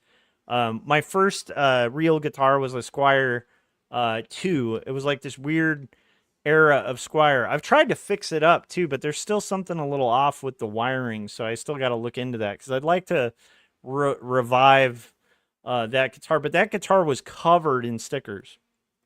The one sticker that would have never come near that was a freaking puff sticker, because like those puff stickers, again, plastic part comes off, you just end up with like this ugly fuzz that's just now stuck to your thing. No, vinyl stickers all the way. RSC Arts asked, what year was the Pizza Hut X-Men stickers? I don't know if it was specific to Pizza Hut. I think it was the vendor that was doing the different like quarter machines. And I think they'd be at different locations. Just Pizza Hut had like a whole row of like really cool quarter machines. Like, where you get the sticker in the bubble. But I do remember those X-Men ones I think they had them at different locations than just the Pizza Hut. But I do remember Pizza Hut quite often had the cool sticker. They'd usually have like all the cool, quarter vending machines. Another place that would have really cool quarter vending machines was like Toys R Us back in the day. Like, with Toys R Us, at least the one near us, you would go inside there was like double doors. So you would go like inside and there's like a foyer kind of thing. And then there were other sliding doors. So there was like this entryway, but in the entryway part, they would have, like the different, you put in a quarter and the rocket ship moves kind of thing. And then they have a whole row of those like amazing, like quarter, machines too. RSC Art said, I remember getting X-Men VHS at a Pizza Hut. Wow. That's cool. I remember renting X-Men, the animated series, because they had it collected. I'd rent the videos at Blockbuster. And then, because like, otherwise you basically had to like wait till Saturdays. But I remember after a season or so of it, they had like X-Men videos and you could rent them. Oh, nice. Adam was saying that was so cool. They did a special while with cups and comics and stuff. Yeah, it's pretty cool. I think that was about the era where like Walmart had like a. Do you guys remember when Walmart had a Spawn pack? Like this is during the Image boom. Walmart started doing this thing where you could buy like issue 1 of Spawn, and then it would have like a big thick collection of like 5 other comics. Like they were like plastic wrapped together. Dylan said Power Rangers were one of my favorite toys. I think I'm a little old for Power Rangers. I know it's weird. I think it's like by like a year or so. And I don't mean that in like a mean way. It's just people I know are like maybe 2 years younger than me were like all about Power Rangers. But I feel like my age was just, I was a little too old to get into it. I don't know if that makes sense. Oh yeah, Adam said, I remember those comic packs. Yeah, KB Toys had those too. And I remember at the time being really stoked because I would go to like the comic shop, like I'd bike there every weekend, but I remember one time I was at like Walmart, my mom was like picking something up or something, and I saw those packs and I was like, I don't even care what's in it, we're buying that. Like, because it was like super cheap, and I was like, some of those are really good issues, I think they had like Youngblood and a bunch of the other Image Boom books in there.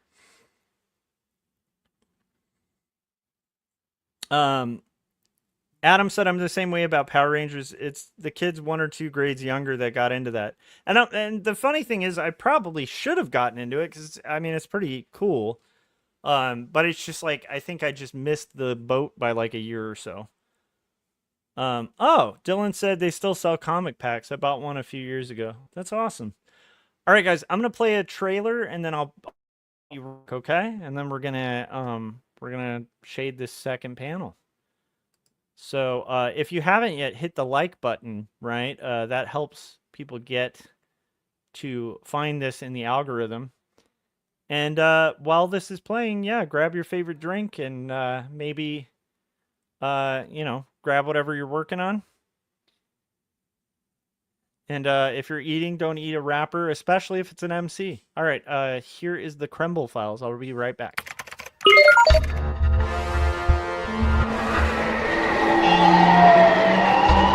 Well, Mr. Stryker, I have you now. There is no escape. You will tell me where the Kemble files are, or you will die beneath the crushing electric arms of my Shocktopus. I hear you chirping, little birdie, but JT Stryker ain't no stool pigeon. Very well. You have left me no choice. Bring out the doctor. Say hello to Dr. Hodges.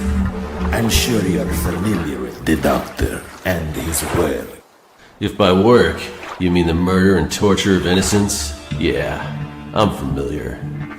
I've waited a long time for this moment, Stryker. I'm going to enjoy every minute of it. That's what your mother said. Well, that's a horrible thing to say. You don't even know my mother. Don't let him interrupt you.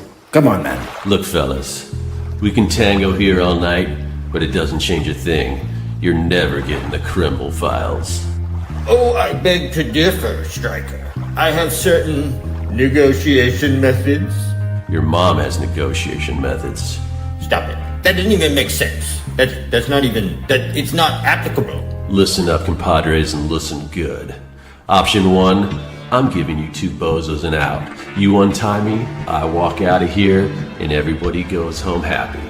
Option 2, I kill everyone in this room and then... You idiot! You killed him! I felt triggered. I've been learning to stand up to bullies.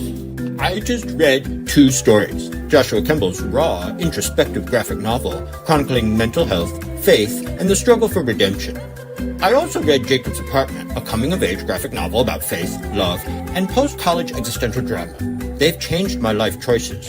I'm sorry. I had no idea. I too am a fan of the books of the Joshua Kemble. But I'm still going to have to kill you. Kill me with kindness?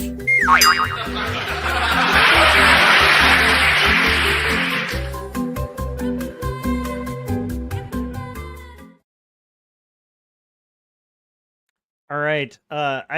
If you're tuning in, just so you know, I don't know what's happened with this camera where it's like looking like a 1990s. Maybe it got better. I tried to kind of correct the setting on it. But it looks a little bit like a 90s webcam down here, where we're looking at the Wacom tablet. Anyhow, I'll look into that. Toad said Stryker sounds like Scott impersonating Kevin Cross impersonating James Bond. I can see that a little bit. It is Scott. It's Scott doing the voice. That was a great promo. Yeah, I think I mentioned this like after I got that sent to me, but I don't know what I've done right in life to have an incredible indie animator who makes custom animations as a gift to me, like just for promotions. But I love that life. Like, I don't know if that makes sense, but I found myself in the last few years, like Crestline's a good example of this too. Crestline was like such a cool experience of like, you know, as an artist, I often feel like an outsider. I don't know if that makes sense. Like my whole life, I've felt like an outsider. I think it's a pretty normal thing for an artist to feel like an outsider. You know, and a lot of that is also because like what you do as an artist is kind of counterintuitive to a lot of things, right? Like what artists value, at least artists that I know, what we value is like a lot different than like, you know, a lot of people where like their main value is going to come from like, wow, that's a cool camper you bought or something. You know what I mean? With artists, it's like, I don't think I've ever had a discussion with one of my close art friends about like, well, what kind of house do you have? You know, like, or, oh, you got a cool car. Wow, that's cool. I mean, they might be like excited about getting a new car or something, but generally, you know, with artists, it's kind of like, what have you made? Like, what are you working on? What's your dream? What's the thing you want to make? What's the story you want to tell?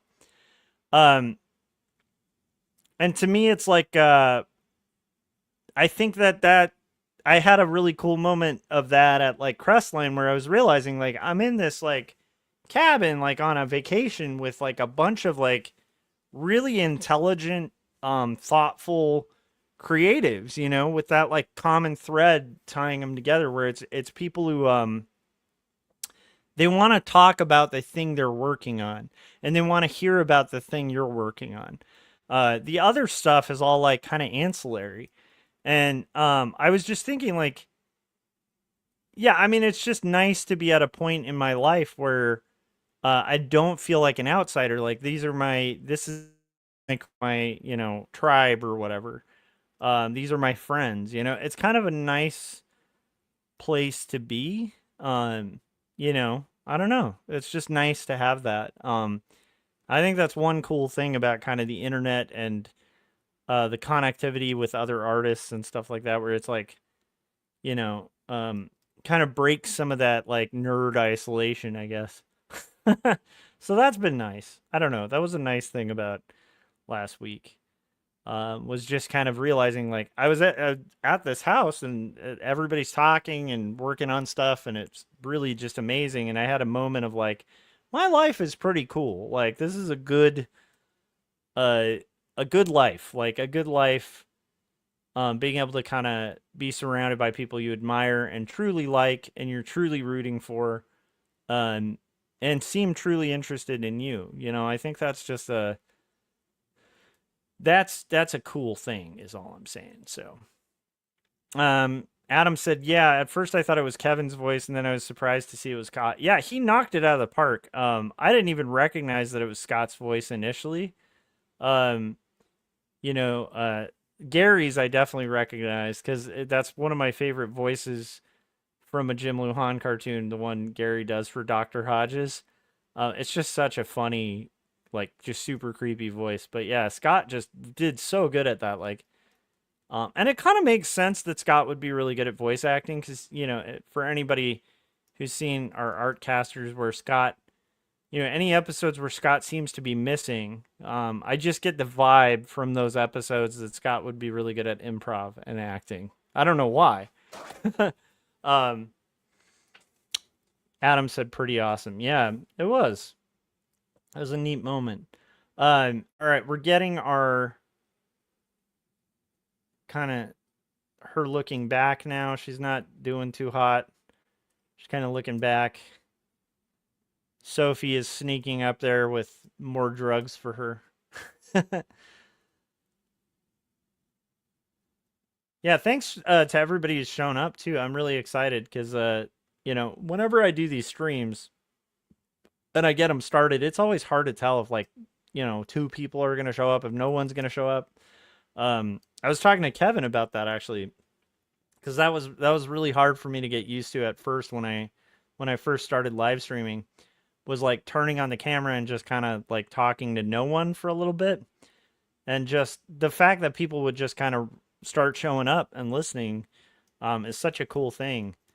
Now I've gotten a little more used to that, where I'll just kind of get rolling and kind of assume, like, well, people will catch up and, show up. But I do appreciate you guys hanging out and stuff. I get a kick out of hanging with other creatives. And also, it really does help me to kind of get through these pages.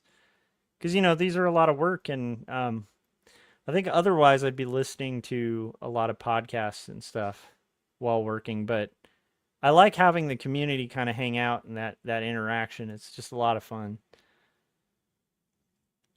Paul said, you guys didn't talk about your golf swings at Crestline? Here's the thing, Paul. I have never golfed in my life. Like, I have mini golfed. I don't think I've ever done, like, proper golf. That might make me, like, a very strange person, but I don't think I've ever played a proper round of golf on, like, a golf course. I don't think I'd enjoy it. I will tell you, I did enjoy mini golf when I was young. It was fun to go mini golfing.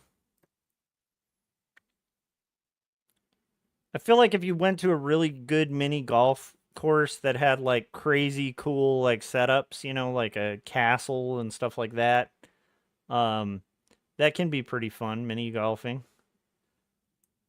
I'd probably still rock a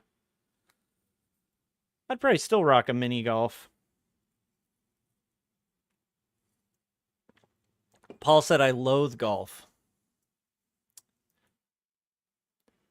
I mean, it's hard to say, By the way, I just remembered there's a Dodger game. That's a really important one tonight.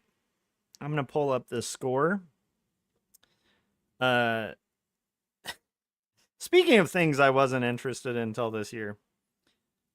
I'll tell you guys why it's... Oh, we're good. Never mind. We're good. We won. That's good.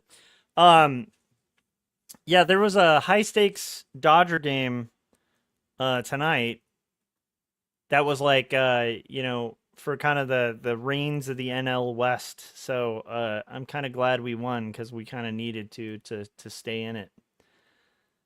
And we're playing against the Padres, which are like an incredible team. So I'm glad. That means we won 2.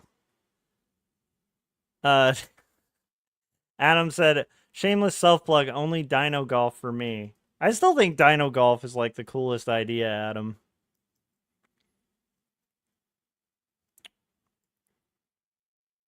I need to, like, find a way to kind of link to my son's games, but my son develops all these games and stuff. He uses these apps that allow him to like build video games, animations and stuff, and it's pretty incredible stuff. Like, he's crazy talented. But it's kind of it amazes me that there's like a venue for that. Like there's an avenue to kind of make anything you want nowadays, and that's pretty cool, I think. They have like little stop motion apps and stuff too, so kids can make like stop motion animations real easy, and music making apps, like all sorts of stuff that, you know, for like next to nothing, you can kind of have like a whole creative studio. And what's been fun to watch is like how kind of seamless and just effortless it is to do those things. Now, I'm not sure what happened here with my workspace, so I got to put it back to what happened to my workspace. Okay, I'm going to put it back to window. Let's get back to this. Essentials. Yeah, my workspace kind of spazzed out for a second there. Dylan said, that's cool. I would like to create a few video games. Yeah, he uses, I'm trying to think of the names. One of them is called Geometry Dash, and then the other one I always forget the name of. But they're like two apps that you know, it's like within the system of the app that you can where did the toolbar go? What in the heck? Yeah, something just freaked out with my let's see here. Window, workspace. Okay, that'll work. Okay. Yeah, something was happening with my windows where they were like disappearing for a second there. I probably accidentally hit like a shortcut I wasn't supposed to. Yeah, like, so it's pretty cool. It's like usually these formats where they can kind of build their own games and stuff. But it's also cool because like oh, the other one's called Castle. That's the other thing. It's called Castle. It's an app called Castle. And that one's amazing because you can do like animations in it, and animate your own like transitions and stuff for characters. And yeah, that one's amazing. Like when he shows me stuff he'll do, because sometimes he'll just make like animations and stuff in it. And I've shown him to like Jim and like some of my animator friends, and usually they're pretty amazed by like what he's able to do, because it's like it's just kind of crazy. Yeah. You guys will be proud of me. I held off on buying a guitar today. I don't have any money, so I shouldn't buy a guitar, but I've had my eye on a Strat. Like, here's the thing. I got this Firefly Strat last year, and it's a great guitar. It's a really nice Strat. And Firefly is like this weird brand of guitars that's like a knockoff, like Chinese manufacturer kind of thing. But they make these like incredibly high quality guitars that actually have like pretty nice pickups and like amazing setups and like all sorts of appointments. They'll have like roasted maple necks, all this crazy stuff that sounds too good to be true. And I've bought, I think, trying to think of how many Fireflies. I bought 4 Firefly guitars, and each one of them has been just like crazy and almost play as good as like my Gibson or my Fender. And I mean, we're talking about like a $200 price point for something that feels like a, you know, at minimum like a $500 or $600 guitar. So anyhow, when they had a Strat come out, because I had liked the other guitars, and it was on sale on their site, so it was even under 200. I was like, I'll try out their Strat, because I haven't owned a Strat that's like a functional Strat in years, and I learned on a Stratocaster, so I love that kind of guitar. So I bought it, and then it was incredible. It's like an incredible guitar. I even played our show at Transplants using it, because it's just fun to play a Strat again. There's so much variety you can get with an HSS Strat, which is like a humbucker and single coils. Anyhow, Elizabeth said, I bought a ukulele, but have yet to open the box. Nice. I have 2 ukuleles, and I love ukulele. I still haven't memorized any of the chords, though. That's the problem. So I will use them in a utilitarian way, where I will look at a chord chart if I need to record a song with ukulele, and I will relearn how to play that chord. And it's not a big jump to learn how to play the chords because it's not too different from guitar. But I think I usually remember about 2 of the chords if it's been a week or so since I played ukulele. But ukuleles are great.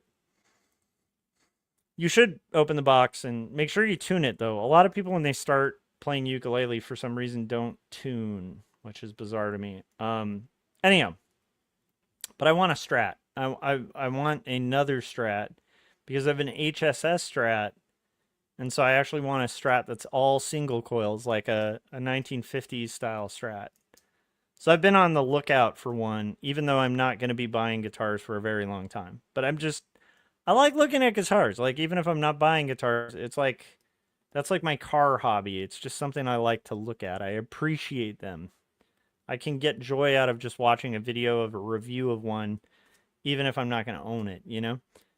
Anyhow, point being, so I've been looking at Strats and kind of just browsing and thinking about, like, if I ever do get a Strat, like, what kind would I get, stuff like that. And then I saw like a crazy deal on a Strat where if I had put it on, you know, like a Sweetwater card or something, it would have been like $10 a month to own. And I was like, whew, like, that one was like hard to not bite, you know, and do. This is like, man, I could do that. I could swing that. And then I'm like, wait a minute. I have no money right now. Like, we're not, you know, we're kind of adjusting. You know, and in the past, when I bought a lot of guitars, it's because I had like a really good salary and stuff. And, you know, I had some extra income. So it wasn't like irresponsible to do. Whereas now it's like, no. I cannot afford to just go on like binges and buy guitars that, even if they're ones I'm going to use, you know, it's just like not something I can do. Anyhow, I thought you guys would be proud of me because I was like, it was like an open box deal, you know, so it was like oh my gosh, it was like probably like a $900 guitar that was like available for like $500, and I was like, whew. Looked at the monthly payments at $10 a month, and I was like, I could just have that guitar with me right now. But what I also did, and I'm going to start doing anytime I start getting gas, like guitar acquisition syndrome. Nice. Elizabeth said, I used to play the violin and piano, so I understand music. That's awesome. Yeah, Elizabeth's like, step away from the guitar. Well, here's the thing. One of the things I'm going to be doing is, if I'm having that feeling like I need to acquire a guitar, it's probably better that I grab one of the ones I have and start recording something or messing with a song, right? That's going to be the first thing I should do, right? The other thing I should do is never get a guitar that I have a use for, like that I don't have a use for. Like all the guitars I have right now have a specific use and tone, and I'll be running through that arsenal of different guitars for different sounds and stuff like that. But it's like, I don't need another Telecaster. Like, that's my favorite guitar is a Telecaster. I don't need another. I have too many Telecasters. And then I'm thinking about implementing the, if I get another guitar, I have to lose one kind of thing. I don't know. I'm thinking about different ways, but I was very proud of the fact that I didn't bite the bullet and get that guitar. Which is good, because like, it would have been a very, in the past, these haven't been like crazy irresponsible decisions, but right now that would have been a really irresponsible decision. So anyhow, for those of you who watch my stream, you should be proud. I avoided purchasing a guitar that was at a really good deal too. Dylan said, I decided to buy a Picasso tab that's 219 and got it like 3 days ago and wouldn't connect with my Wi-Fi. I unplugged my Wi-Fi, restarted it, factory reset, and did a hard reset too, and nothing. What is a Picasso tab? I don't know what that is. Is that like a Wacom tablet?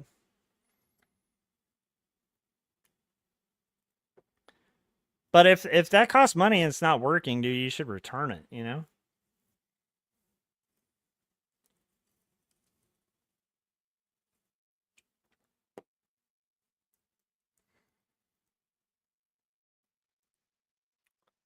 All right.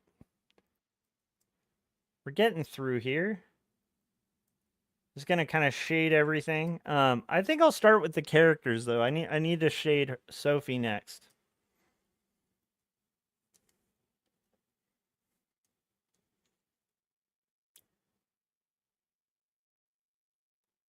Dylan said it's a cheap alternative art tablet. Does it have like a Does it have like a screen on it? Is it like an art tablet where it has a screen, or is it a tablet like this? Because you can get like used Wacoms for like $50, like just a regular tablet.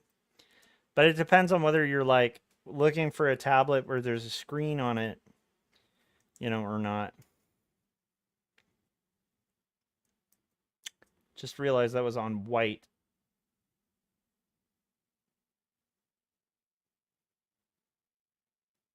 That's pretty exciting that we crushed San Diego though. That's pretty exciting. Cuz yesterday's game for like the Dodger game or whatever was like really close. Like, it was a really tense game. It came down to like the ninth. But we only beat them by like 2 points, and it was real close. Like they had the bases loaded. It came real close, but apparently the game that I didn't watch today, which is even more important, right? Because now that we're tied, it's like that'll put us back in the head of the NL West. Apparently, yeah, it was like 6-0, so we crushed. So hopefully, tomorrow will be a similar game.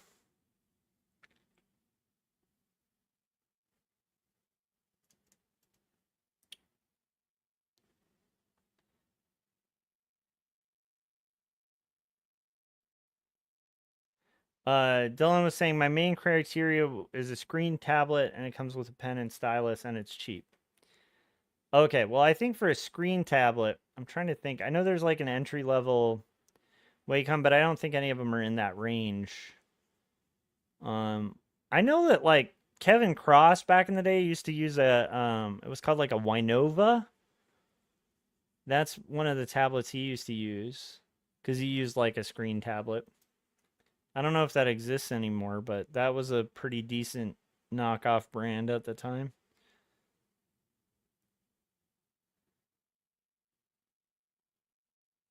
I will say Wacom makes great tablets though. But I'm weird with like art tablets because I actually prefer ones that aren't the screen. It's just like a weird little hang up where it's like I've gotten so used to doing this. One thing I can see that's an advantage of the screen though is just the portability of it. Because if I do work on my laptop or whatever, I have to bring with me like a little mini Wacom tablet that has to kind of fit on the side. So suddenly my little mobile setup needs like a wider amount of space. Whereas if I was just working on like a tablet that was like the screen, in theory I could just carry like an iPad or something with me and be good. I do have a ton of friends who swear by like the Apple Pencil and the iPad, so I am, at some point in my life I might have to mess with that, But I will say after this book, I'm really looking forward to getting back to traditional inking because I really enjoy working traditionally.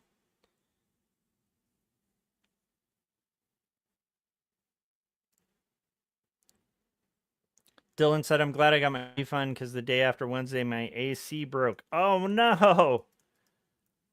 AC breaking is like one of the worst. Especially in hotter areas because you're in Arizona. I'm in, the desert in California. And like the AC dies, like that can be like a life-threatening occurrence. Like in the places we live with the heats that get to the heats they do in these areas. I think we were out and about today and it was like, I think at peak it was like 102 or something. And that was like a cooler day compared to the days recently here, so. I'm sure in Arizona it's getting even hotter, you know. Dylan said the refund covered about 98% of the repair cost. That's cool. That's not too bad of a repair for an AC repair. Sometimes that can get real pricey. I mean, it sucks that you're out that money, but it's good you have AC, you know. You want functional AC.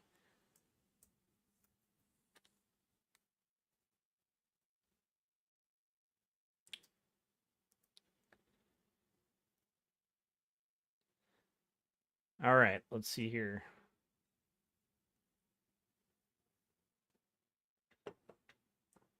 I am let me see if I can get this to look a little lower. There we go. I am working on this, getting the shading going. Our goal during this stream is to shade the entire, you know, page during one stream. And I think we're getting a little closer there, which is cool.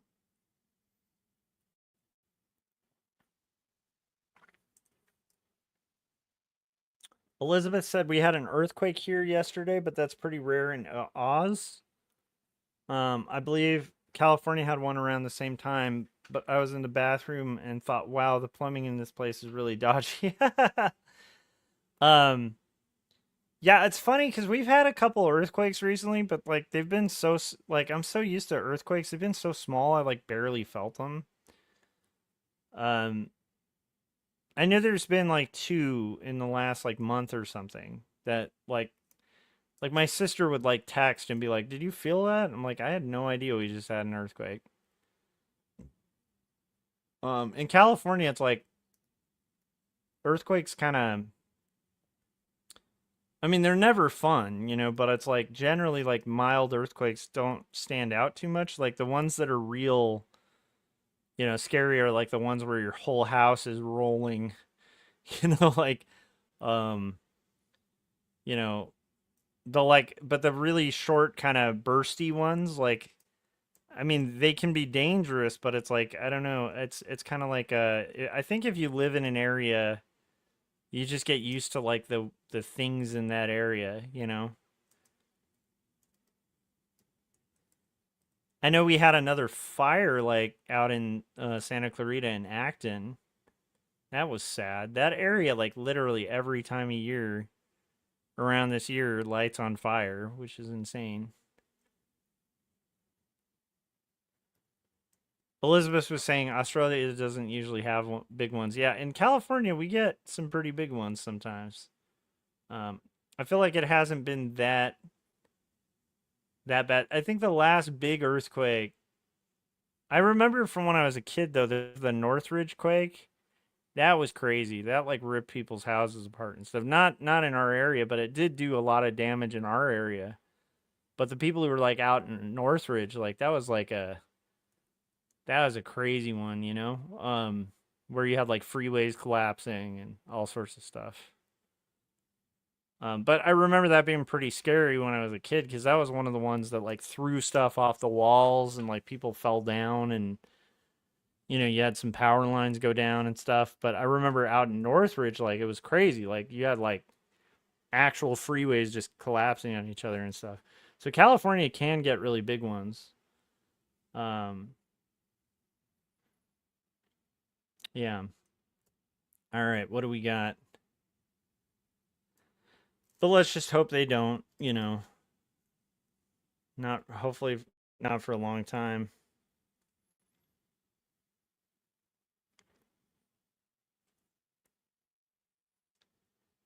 All right, we're getting there. Getting there.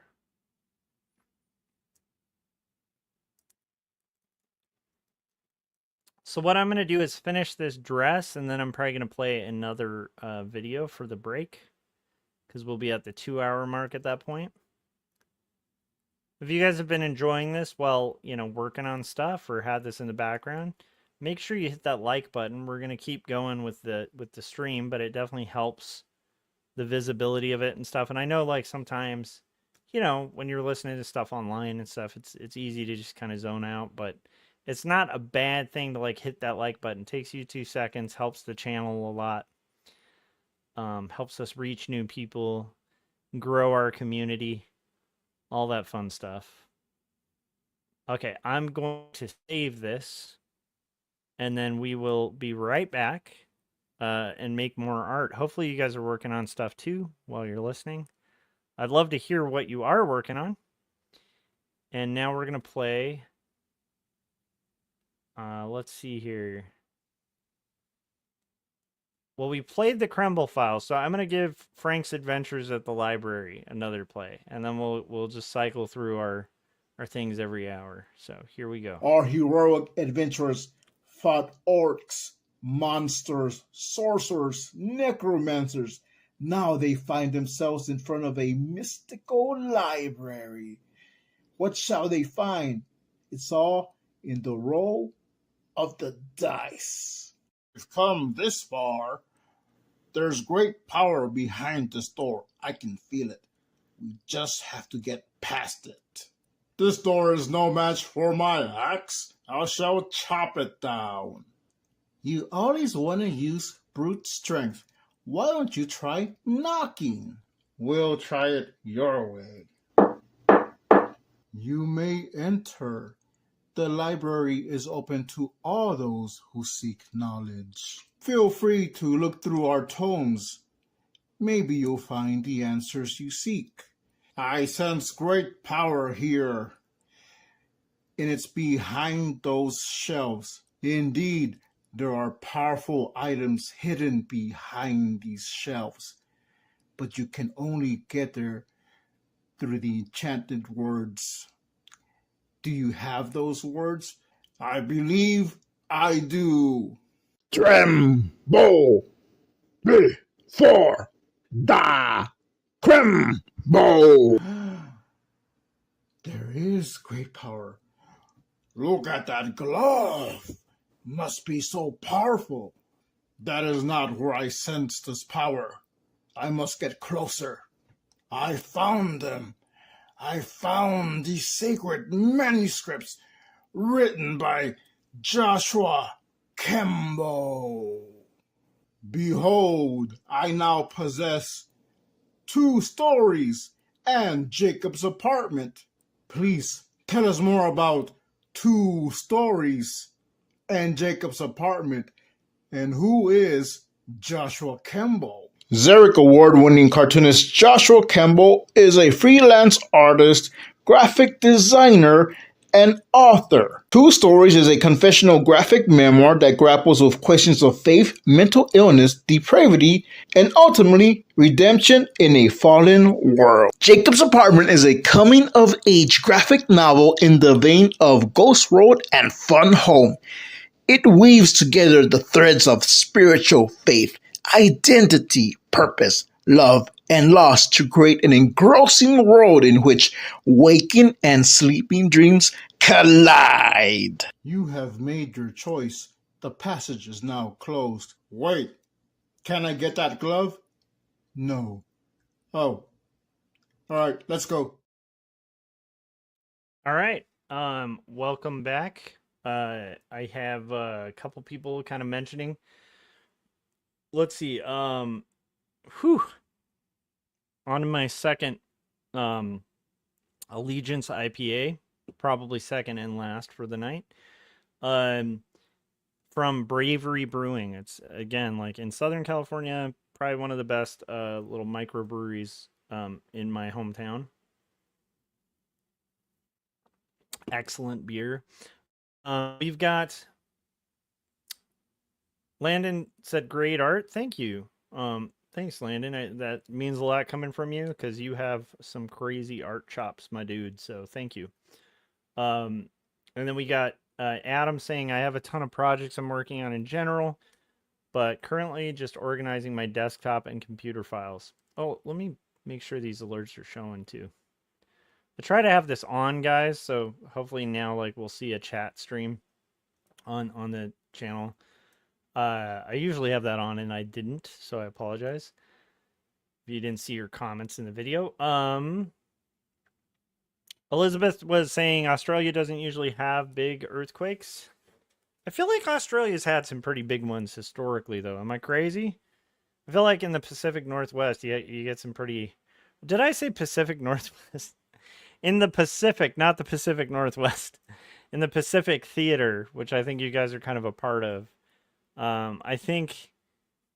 Am I crazy? I feel like there's some pretty big old earthquakes, but maybe I don't know. Does Australia have like a history of? I don't know, like I don't know enough world history to know if there have been like some pretty massive ones. Because I know in like Japan they get like rocked. Um, Elizabeth was saying New Zealand has some big ones. Um, and then Elizabeth was also saying having fun with AI, turning old pics into shorts. Interesting. I don't know how that works. I'm still kind of. I'm trying to think of ways that AI can be ethical. It's a really tough one. Like I feel like that in the ideal world that I would want AI, and this is just me kind of speaking off the cuff, but I would want AI to be something that automates things we don't want to do, right? Like, wouldn't it be great if all automation could like automate all the stuff no one wants to do, right?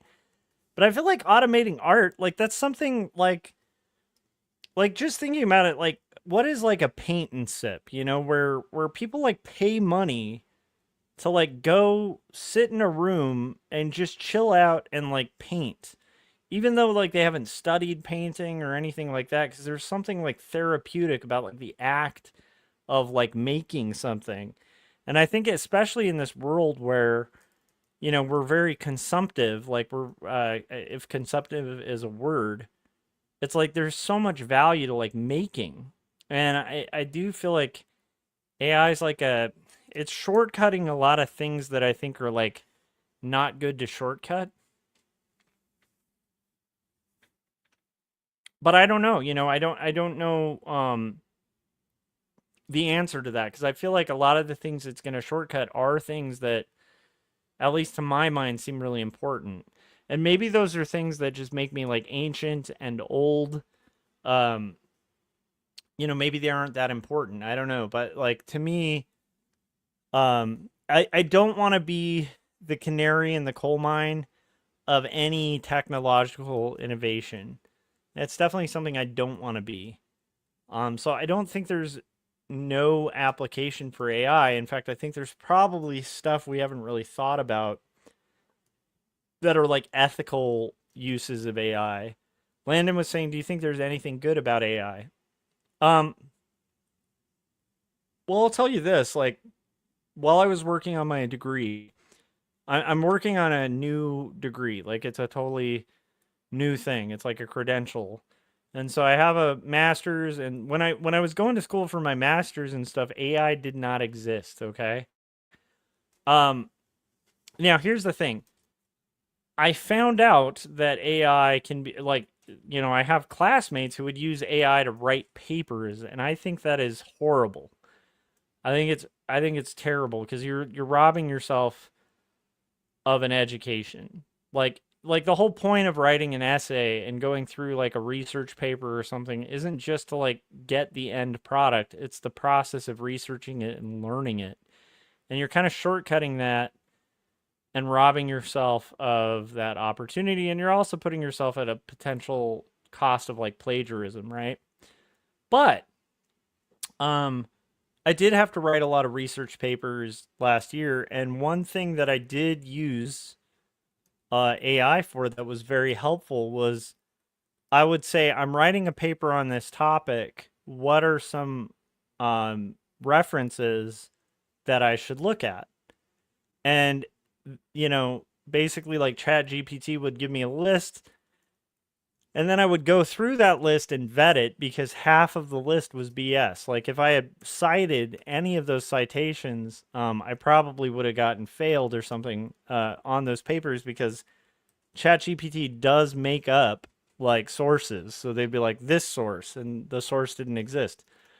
But where I found it valuable was it did cut out a lot of my research time because, the few sources that it would show that were real, now I don't have to like Google them or like go through like a library and do all this kind of extensive research.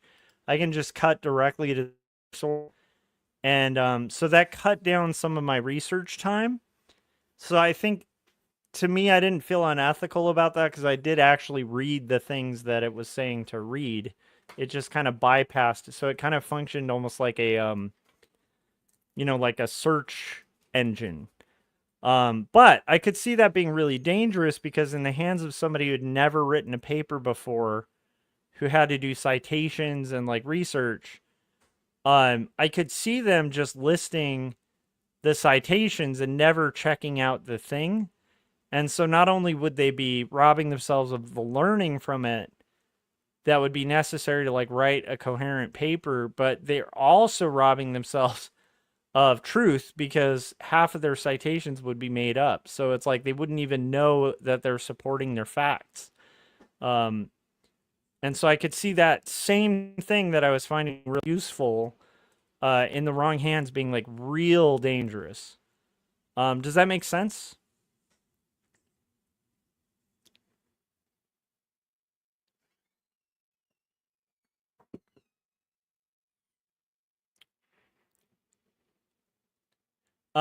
What was this? The guy who was the founder of AI actually, at a function gave a chilling warning against AI. It's on YouTube somewhere. I can't remember his name. Well, so my warning about AI is, we let's just put it this way. Like, you are going to probably be in a scenario. This is just my kind of doomsday prediction, right? But if you've ever worked in like the corporate world, there is very much a productivity over humanity thing that kind of naturally happens in capitalism. And some of that can be really good, like it's not personal, it's about profits, right? And some of that can be really good for like innovation, right? Because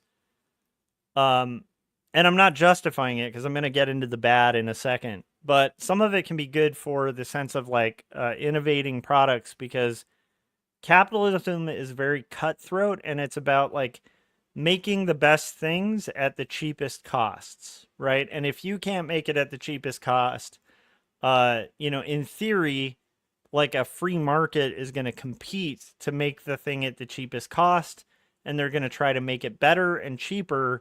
And if you don't adapt as a company, rather than have a monopoly or a relationship built thing, like if it was about feelings, it's like, well, this business has always been good to me, so we'll just keep their business.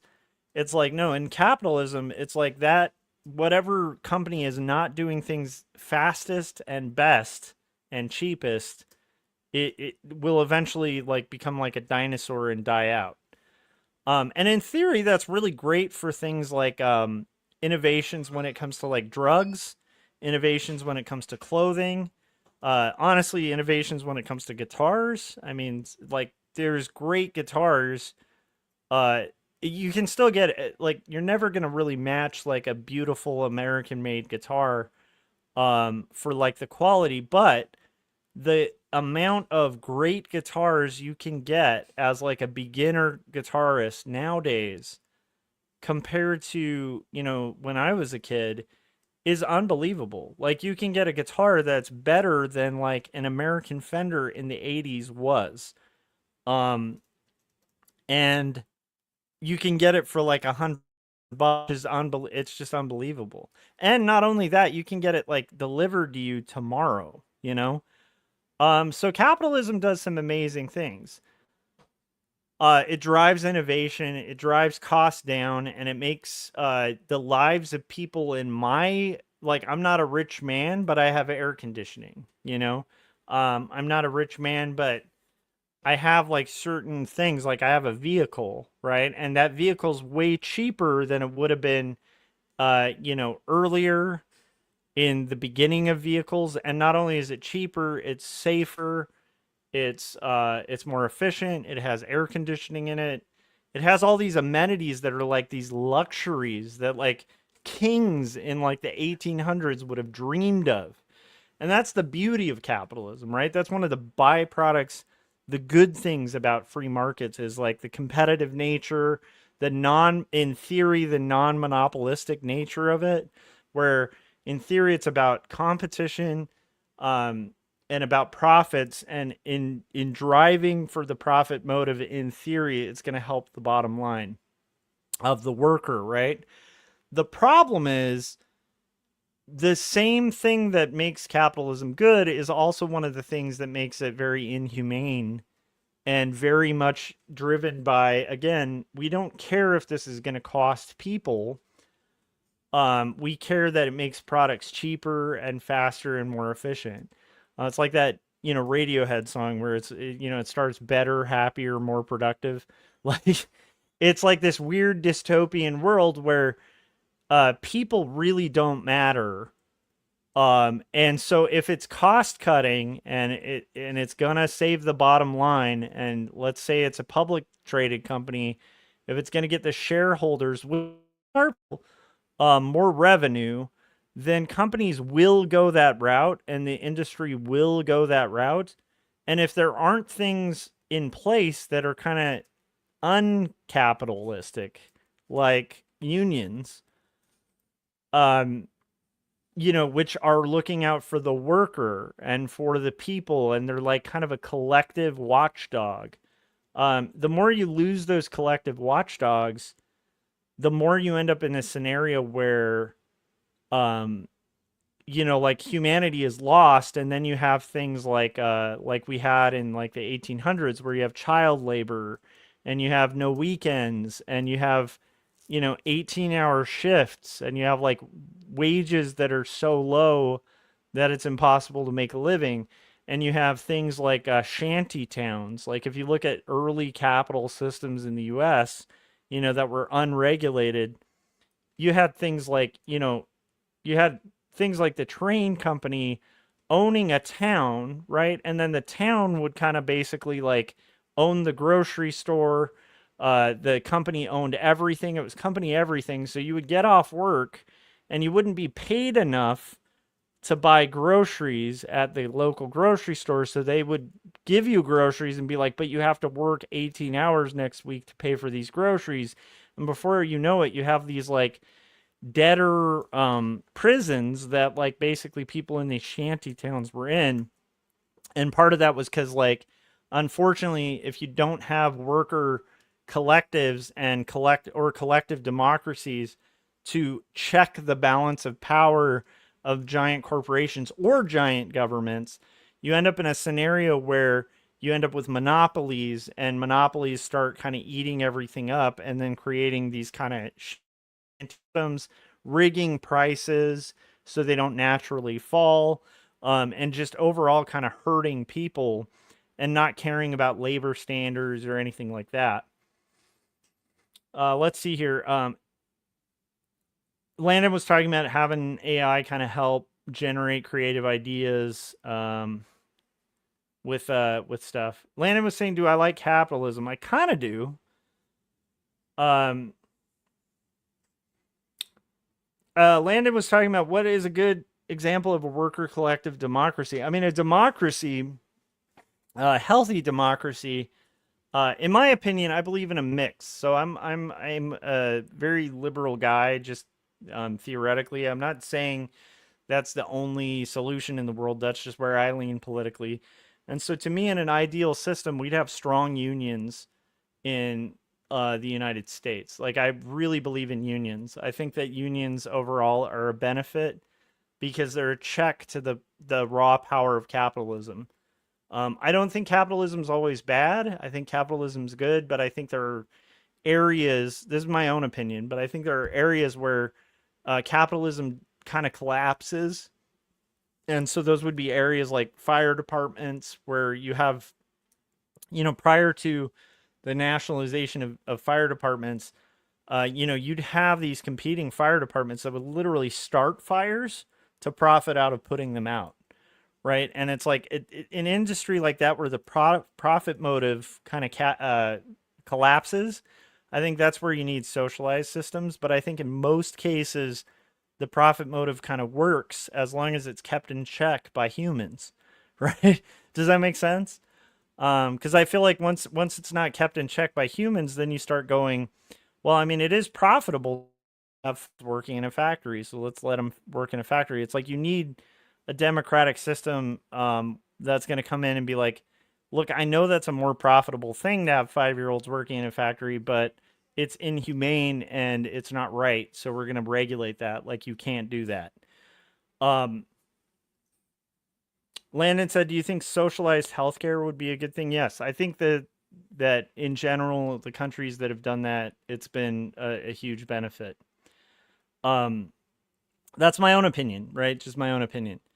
But like, do I think like nationalized guitars would be good? No, right? I think that's a good free market item. However, do I think it's good for there to be regulations so those companies don't become giant monopolies? Yes. So, and my point is, I wasn't trying to go on like a political tirade here, but I'm just saying like when it comes to AI, it's a really complicated thing because you have to understand the profit motive will drive AI into every field. And to be honest, if you're like a CEO and you're just thinking about your fiduciary responsibility to your shareholders, the responsible thing for a CEO to do, and I'm not saying it's right, I'm just saying, CEOs tend to have a fiduciary responsibility to their shareholders, which means they are trying to maximize profit and minimize expenses. And there is nothing bigger to maximize profit and minimize expenses than literally just replacing people with robots. Like, it's happened in every industry where they're able to do it.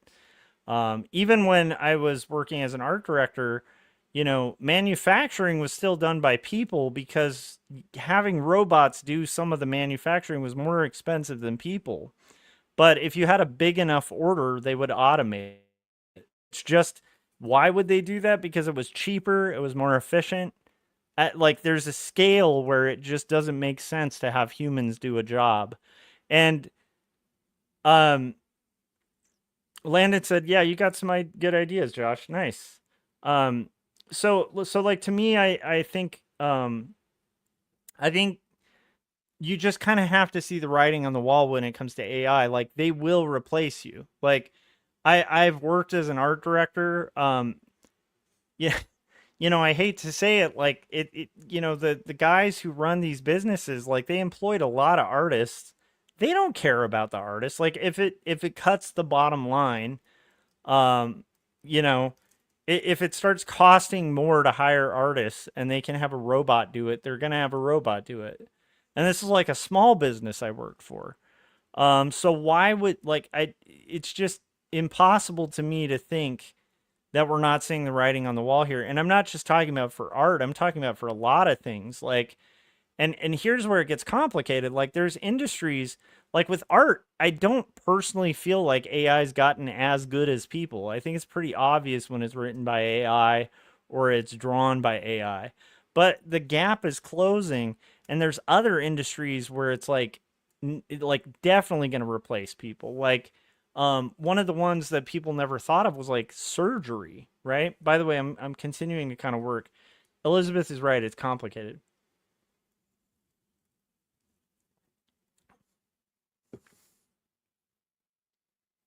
It makes it worth putting in the work, knowing I can do the rest with AI assistance, is what Adam was saying. And he was saying the paradox is he's doing more stuff by hand because of AI. That's interesting. Yeah, and so I don't want to be a doomsayer and this is going to like ruin everything, I mean, people have always freaked out about technologies. What I get more concerned by is the implication with our current framework for how we find value in a marketplace. I think that if AI is one of the things that's on board to start totally replacing is like x-ray technicians. Like, a human being cannot analyze an x-ray to the level that an AI can. And And so that job is just kind of disappearing. And they speculate that it's going to be kind of like that with surgery and with a lot of like really high end, like we're not talking about just like blue collar jobs, but like real like high end, like human specialized jobs that eventually, if again, if it's better quality and it's cheaper and the labor cost is cheaper, they're gonna do it. So I like to me, the thing is, I think that like Andrew Yang was onto some really interesting stuff regarding AI. I think it's something worth looking at. I think that if we are going to start implementing AI a lot, we really have to reframe how we're going to be running society, how we're going to have society going. Because I do think that if we just keep on this like capitalism train, and I do tend to agree with like I'm not a hardcore socialist in the sense where um I know some people on the left that are like hardcore socialist, like 100% like hardcore, you know, like they might even call themselves like communists and stuff. And I'm not that far left. I think there is value in capitalism, but I think that as we get into an AI kind of future where things more and more that we've associated with humans get automated, we have to start assessing the value of things that like are kind of headier ideas that rarely are brought up when it comes to economics. And I think that's like, to me, I think that starts to get us closer to a more important conversation and possibly like a better framework for like a modern society that can handle what's going to happen if everyone, well, I mean, what happens when our society, if our society gets to a point where people literally aren't needed to make products? Like that's crazy. You know, like if you just think about the scale of that, what's going to happen with war, right? When wars are conducted by AI and robots, you know, it's just like it's mind-blowingly bizarre, like the kind of surreal landscape we're kind of waltzing into without concern about like regulation or energy or like how we're even going to do it. Um, so if this sounds like kind of like a rant, it kind of is because like I don't have an easy solution to it, but I do think it starts with like really hard conversations about meaning and beauty and like heavy ethical conversations that I think that capitalism tends to avoid. Like anything that's just purely economic is going to avoid these discussions about like, you know, what is being a citizen? What is the value of labor outside of product, right? What is the value of making art?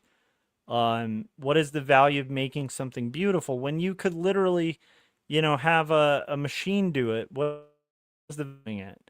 And these are going to be really hard conversations, but they're going to come up.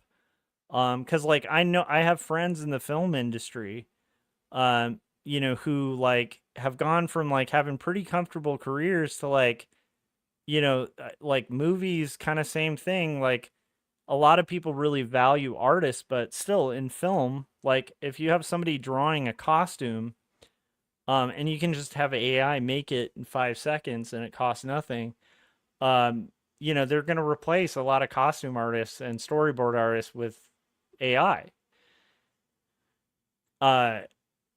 Yeah, Elizabeth was saying Skynet is alive.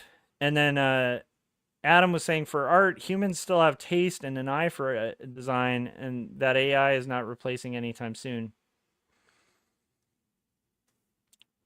And then Adam said it's not replacing physical art, paintings in a gallery, etc. anytime soon either. But it will affect it. You know, there's a lot of people who will be.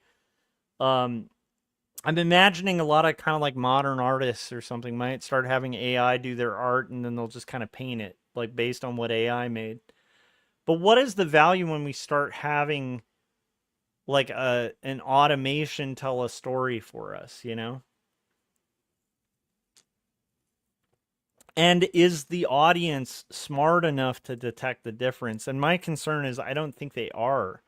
I think for somebody like me, when I see AI art, it feels kind of soulless. But if I think back to like places I've worked in house as a designer or illustrator, again, because it's not thinking about like value or beauty or anything like that. It's just like about cost effectiveness. And to a lot of people in corporate America, like art is literally just a product and it's replaceable, and it really is like a lot of places that'll hire you as an artist really just want a hand to do whatever their idea is, whether it's a good idea or not. And they kind of don't care. I'm not saying everybody, but a lot of people really don't care whether it looks good or not. Like they don't have a sense of like what is good and what is not. And I fear that is so pervasive already that that like AI will most likely like become a very apt replacement, unless some of the things that people have pointed out about AI, like I was saying with the research paper. I used Chat GPT last year to kind of help with some research, but I knew enough about researching where it was like a kickstart, and so I knew to like check the results because I know from reading about it like how often AI will literally just lie to basically answer a prompt. And I'm telling you, they definitely did. Like they would, I would be like, I'm writing a paper on this topic. These are some of the sources I'm going to cite. What are some other sources I can look at? And it would give me a list. And I'm not kidding. Like well, not 80, but like 60% of it would be AI just faking sources. So there is the chance that it will exponentially get worse. Adam was just mentioning that. Landon was talking about the Valley. I think is that if you are a visual artist, you can have ideas, tell the Chat GPT, and immediately get a story. You can prompt changes, alter it. But as I say, that helps those that lack certain skills to do the job that they can't do. But that's the thing that I'm getting at is like there needs to be a wider discussion as to whether there is value beyond just the product. And I think I think the era we're heading into is going to be interesting. That's my point. It may not be doomsday. It might just be that we need to redefine how we find value. One of my frustrations with capitalism, and it's not just capitalism, it's society in general, like especially in America, we find so much value in what people do, and I think that to an extent, like you can't just be only worth what you can do. I think that's a really dreary society, right? Like if I talk to like a 90-year-old who's contributed so much to this world, but they're at a point where they can't make or produce things. I feel like a dangerous society is one that's like, well, we'll just hide them in the corner and let them starve to death, because they don't have a monetary contribution to our society. Like, I think that's a real dangerous thing. And I think in a pure capitalist system, that has and will happen, where people will be like, well, the disabled, like, they're not, you know what I mean? Like, they start discarding the humanity of people because it's a purely utilitarian viewpoint of like the value of humans. Sorry, I'm going on a rant here, guys. If this is boring, let me know. But I think that you can't just view people in a utilitarian lens, and I think when you do, it can lead to some really dangerous stuff. So I think that we need to start thinking about. Yeah, Landon was saying my mother didn't work a job, but she has a lot of value. Yeah, and I know a lot of people who are not great at a lot of things, but they have value because they're human. Like there's a dignity to all life, whether it has value or not, like in the marketplace. And that's what I'm getting at is like I think we need to kind of get back to this idea of I think that AI, like if I'm being optimistic, hopefully it will drive conversations about that, about like the value of humanities. Like one of the things that annoys me about about conversations about like the education system sometimes is that they're quite often focused on career only. And because like everything in a capital system is kind of driven by careers, you know? That's like you are a utility for the consumption machine, you know? And and that's where you find your value. And it's like I look at life and I think there's value to a lot of things that you can't put a dollar amount on. And I think that that conversations need to start happening about that kind of thing where um you know, because I do think AI is going to start replacing a lot of things that people feel are like their meaning. Like, you know, if somebody finds their identity in being an artist and suddenly a robot can do it, where's your identity? And I think that might be some of that's dangerous, and I think some of that's really valuable because I think that people probably shouldn't be defining themselves just by what they do for a living. Um, there's just so much more to life than that. And so I think that will kind of lead to if AI starts replacing a lot of jobs, I think we're going to have to bring up some conversations about like, you know, things like universal basic income and stuff like that. That seem like these far-fetched kind of crazy ideas, but like maybe they are the way to go in a world where like wouldn't it be nice if we're in a society where people don't have to work? If like people could actually opt to work on things that are meaningful to them. I think in a daydreamy, probably not going to happen. It's probably going to be more the dystopian version that happens. But my hopeful version of it is like, wouldn't it be cool if this leads to conversations of like a Star Trek kind of future, you know, where now that we've been able to have all human labor unnecessary, how can we find value in greater things? Like, you know, if we can solve the day-to-day just need to like run the machine, like if that's all running, wouldn't that be a cool society where people could actually start finding value in what they do? Like if you go to work, you're literally not working for money, you're working for the joy of it. I know it's a kind of a weird hippie thing, but I think we're going to end up in either way. I think these conversations are going to happen, and whether we decide to do something positive or completely negative and dehumanizing with it, or something really positive and humanities based with it, I think we're heading into some really uncharted territories. Um,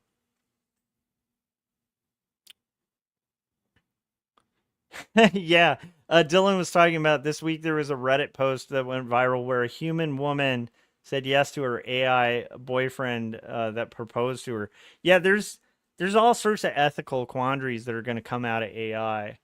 Wow, it's funny. It's a great topic to kind of talk about, but like I know there's a couple where they're, you know, if you imagine somebody suffering from you know, delusions,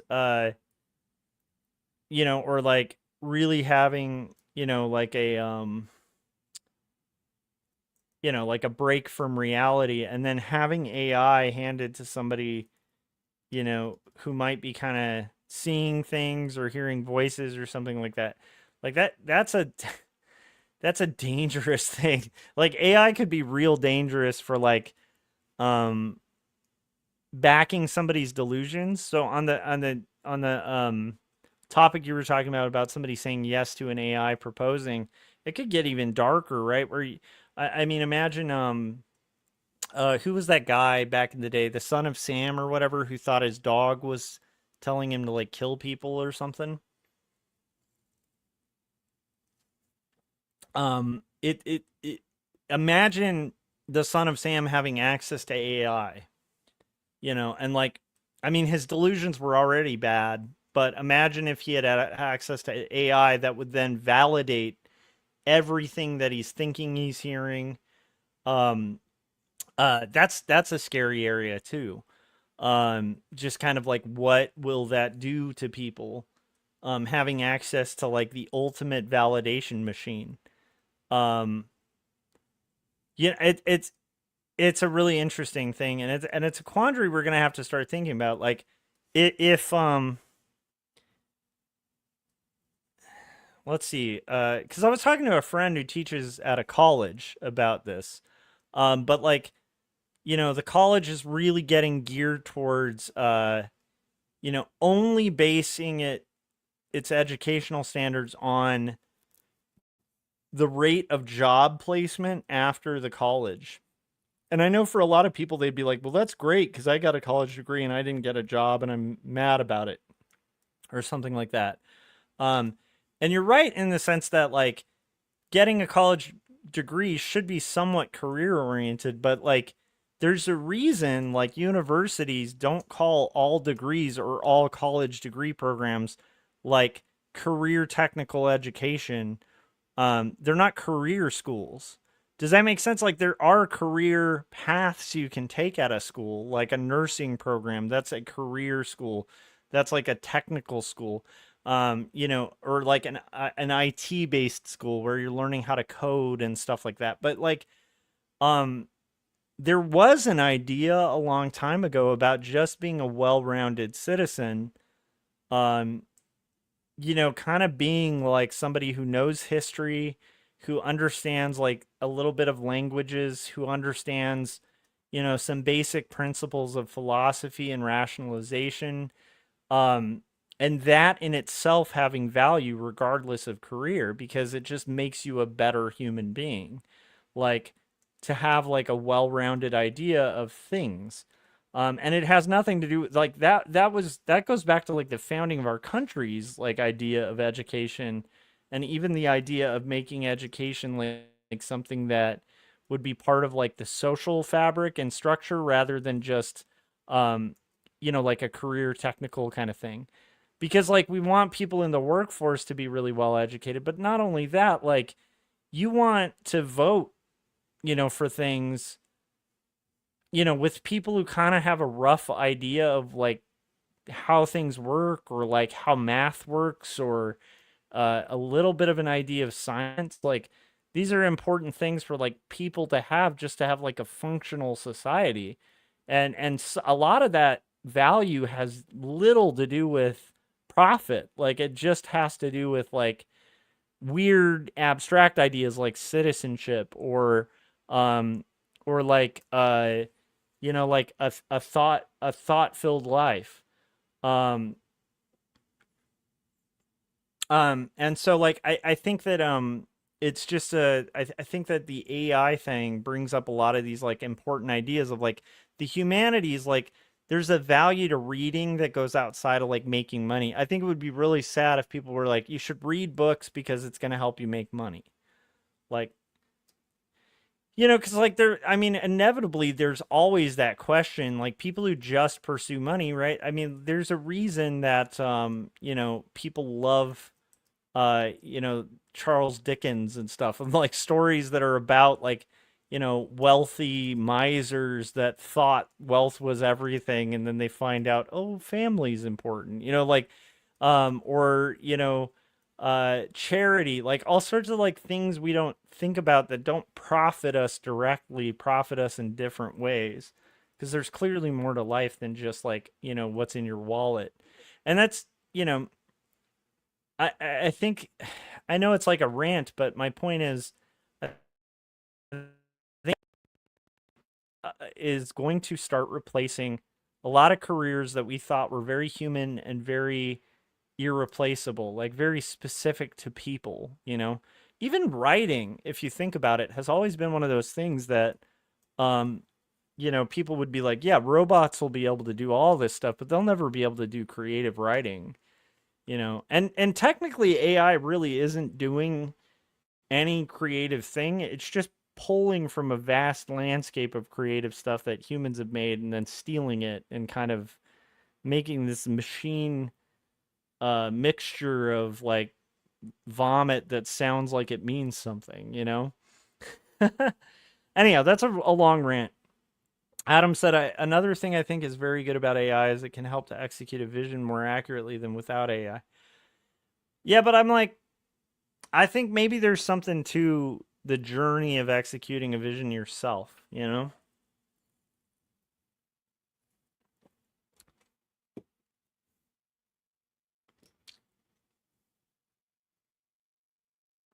Elizabeth said, I'm in the karmic stage of my life. I truly do not seek the attainment of any possessions. Well, I like, you know, the thing is, it's nice to have things, you know, like one thing that's nice to have is air conditioning. You know, it's like, I wouldn't want to live in a world where I don't have air conditioning. I like having food, you know, there are things that are like basic needs that are really nice to have. I love books. I love good books.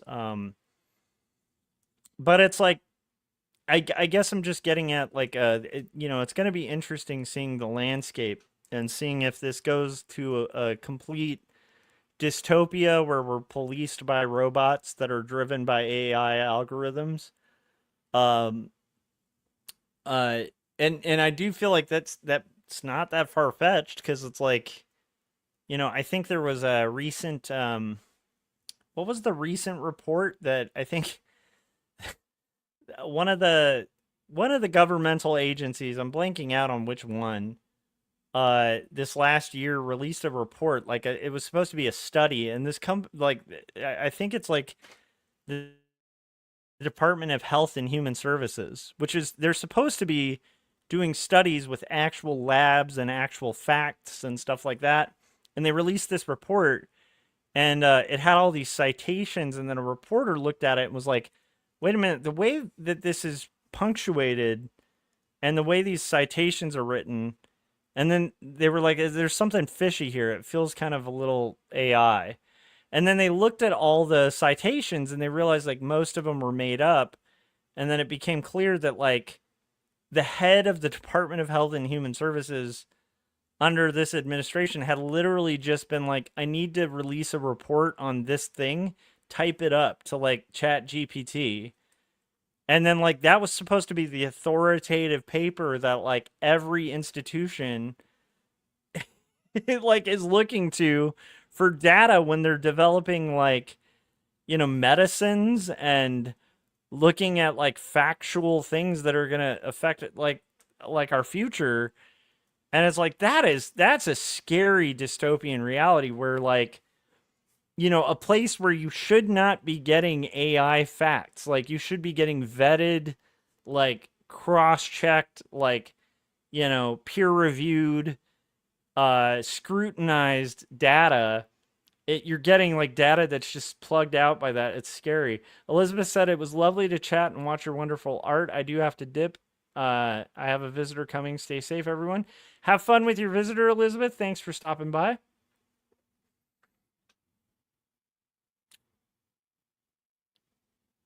Yeah, yeah, Adam was saying anything a human does 100% by themselves obviously has a kind of value no AI program can ever replace. Yeah, and again, questions of value are going to be I that's my more kind of optimistic self is I think that the AI thing is going to bring up a lot of interesting questions that people don't think about a lot that are probably more important than a lot of questions we're asking ourselves, you know? Like is there value in art outside of just like what it makes, you know?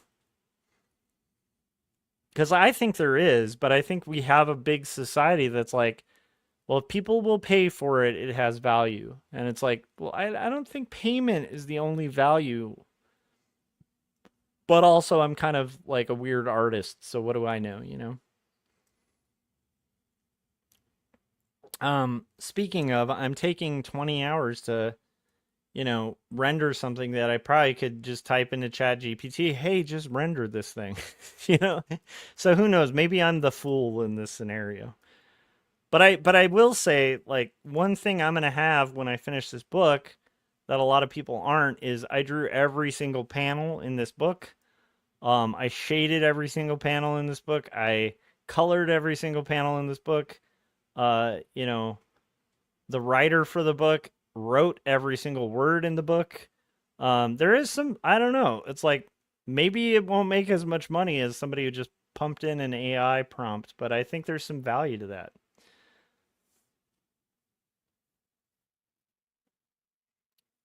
Dylan said we're also destroying the environment with AI. Yeah, that's the whole thing. Although, like, here's the little devil's advocate in me, because I'm not a fan of AI. I don't know if that's become clear. I'm just not a fan.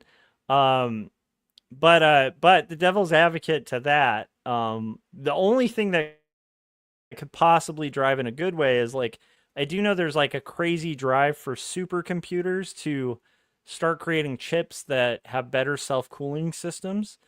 And so that's like basically being accelerated a lot because just the feasibility of being able to like cool that much data just being processed is a crazy energy expenditure that, yeah, is definitely going to tear up our environment. So there is always I guess the more kind of optimistic, like pro AI person would be talking about, well, maybe it'll drive the technology further and quicker to come up with better processors that don't require as much energy expenditure. RSC Arts said 100%. I'm not sure what you're 100%ing, but I like 100%. I like that better than 98%. We're getting there, guys. We're getting there on this page. We're almost at the 3-hour mark. I can't believe how entertaining and fun this has been. Thank you guys, like, who are in the chats and have been like participating. You guys are sincerely keeping me company, and helping me like stay focused and get this done. And the fun part about it is, because you guys will bring up really interesting stuff in the chats, I'll like blink and I'm like halfway through, the panel, and it hasn't felt like 3 hours. I don't know if that makes sense. It's one of the things I love about doing these chats. It's incredible to have that company and that great conversation. It kind of feels like a tiny bit like simulating like Crestline from last week, where I got to hang out with a bunch of artists and shoot the breeze and talk about like random topics and stuff.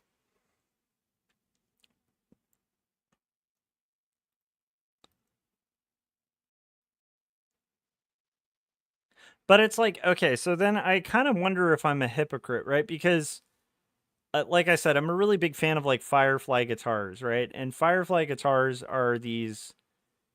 This relates, trust me. I know my topics will end up all over the place, but it ties in a little bit with what we're talking about. Dylan said, I'm unsure if we should go that far with trying to innovate faster because it could be too late. And then Adam said streaming on YouTube isn't unethical, but it uses a lot more energy than ChatGPT or Midjourney or something. That's not true. You should look at it. The quantitative power that's required to just answer an AI prompt is like absurd amounts of CPU usage. It's like, because you're not just like testing the processors like of your own computer, but it's like, it is wild, like how much like exponential energy that it requires to use. You should look into it. It's crazy. So it's not the same as like a stream or like your regular kind of internet consumptive activity. It is wild, like when you look into like just how much. And what's interesting about it is it's usually the companies themselves talk about it because they're all in a quandary trying to find ways to sustain the AI impact on like just heat and cooling.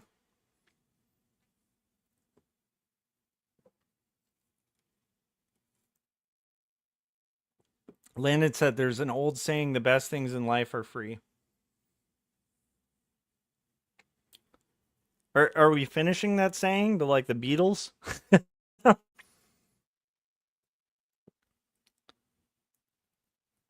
But like, here's the thing that's interesting about like capitalism, that it's like, it's a shame people suck. But it's like, I really like now I'm gonna try to remember his name, and I'm kind of probably gonna blank out on it. but one of the founding fathers had this book called Agrarian Justice. Oh, Thomas Paine. He wrote this pamphlet called Agrarian Justice, and I like absolutely love it. If you haven't read it, you should, because it's one of the founding fathers. So if you're like, of America or whatever, and he's one of the big inspirations for the Constitution and stuff like that. He's one of the thinkers that shaped America. Okay, but agrarian justice is really interesting in the sense that it kind of highlights the fact that like property, like the idea of like land and land ownership is kind of an illusion in the sense that you know you're kind of born into a land that is free. Like land is free. Like like like water is free. It's not, you didn't make water. Water just kind of is, and it should, in theory, probably just be free because it's kind of like a natural resource. Like it's just here. There's a lot of things that we commercialize. I mean, there's a joke about it that eventually they're going to charge money for air, but it's like there's things that we commercialize and sell. Like we grid off like a space of land and say is mine, and then we defend it with violence. And again, I understand that's how reality is. So it's not like we can live. I'm not saying I believe in a scenario where you can just have land that's undefended because people are horrible.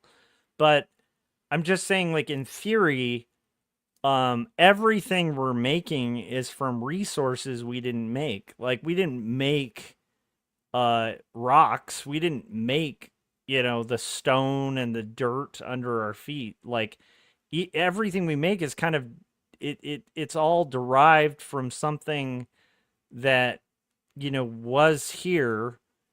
And so in a weird way, we're like charging money for things that we never owned in the first place, because the idea of ownership in itself is just like really suspect when you start pulling it apart.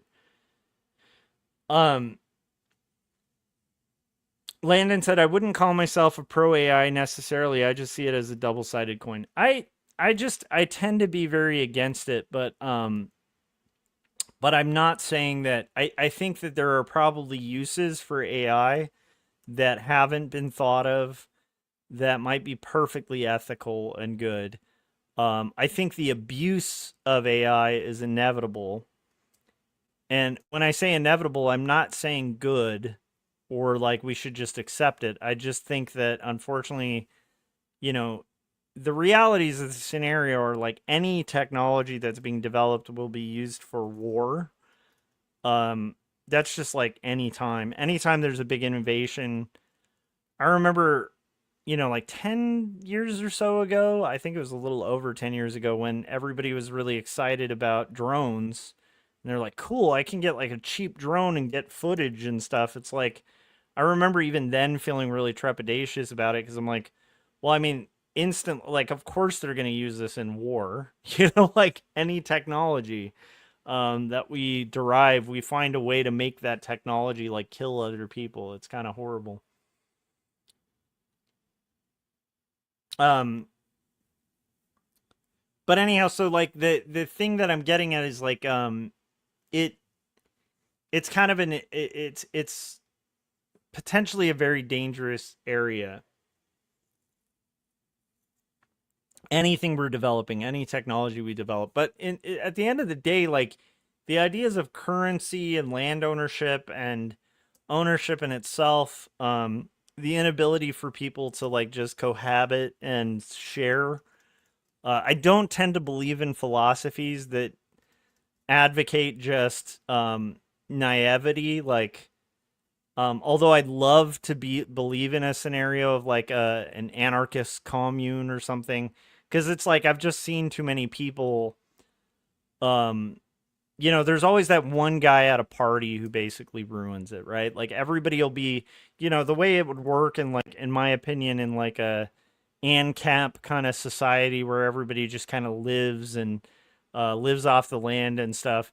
Inevitably, there's always going to be one dude who's like just not happy with having their fair share and wants to fight other people for their, and take other people's stuff. Like, that's just the long history of humans, is like, we'll all be getting along, and then there's just this jerk or a group of jerks, um, uh, or people just lose education, and then they don't realize like what they're doing when they start creating like, war, and just kind of cycling through the kind of system of history.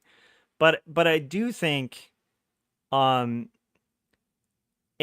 is interesting in the sense that maybe it can make us rethink some of these things, like in kind of an Andrew Yang kind of way, where we start thinking about like, maybe we should value just humanity in itself, and like maybe humanity in itself, like being a human, is of value, and maybe we're not just worth what we produce, if we can ever get there as a society, that'd be good. But again, I'm a skeptic as to whether it'll ever happen. Dylan said, a part of me wonders if anarchists wouldn't like anarchy if it was a thing, better in theory than in practice. Yeah, there's a lot of stuff in theory.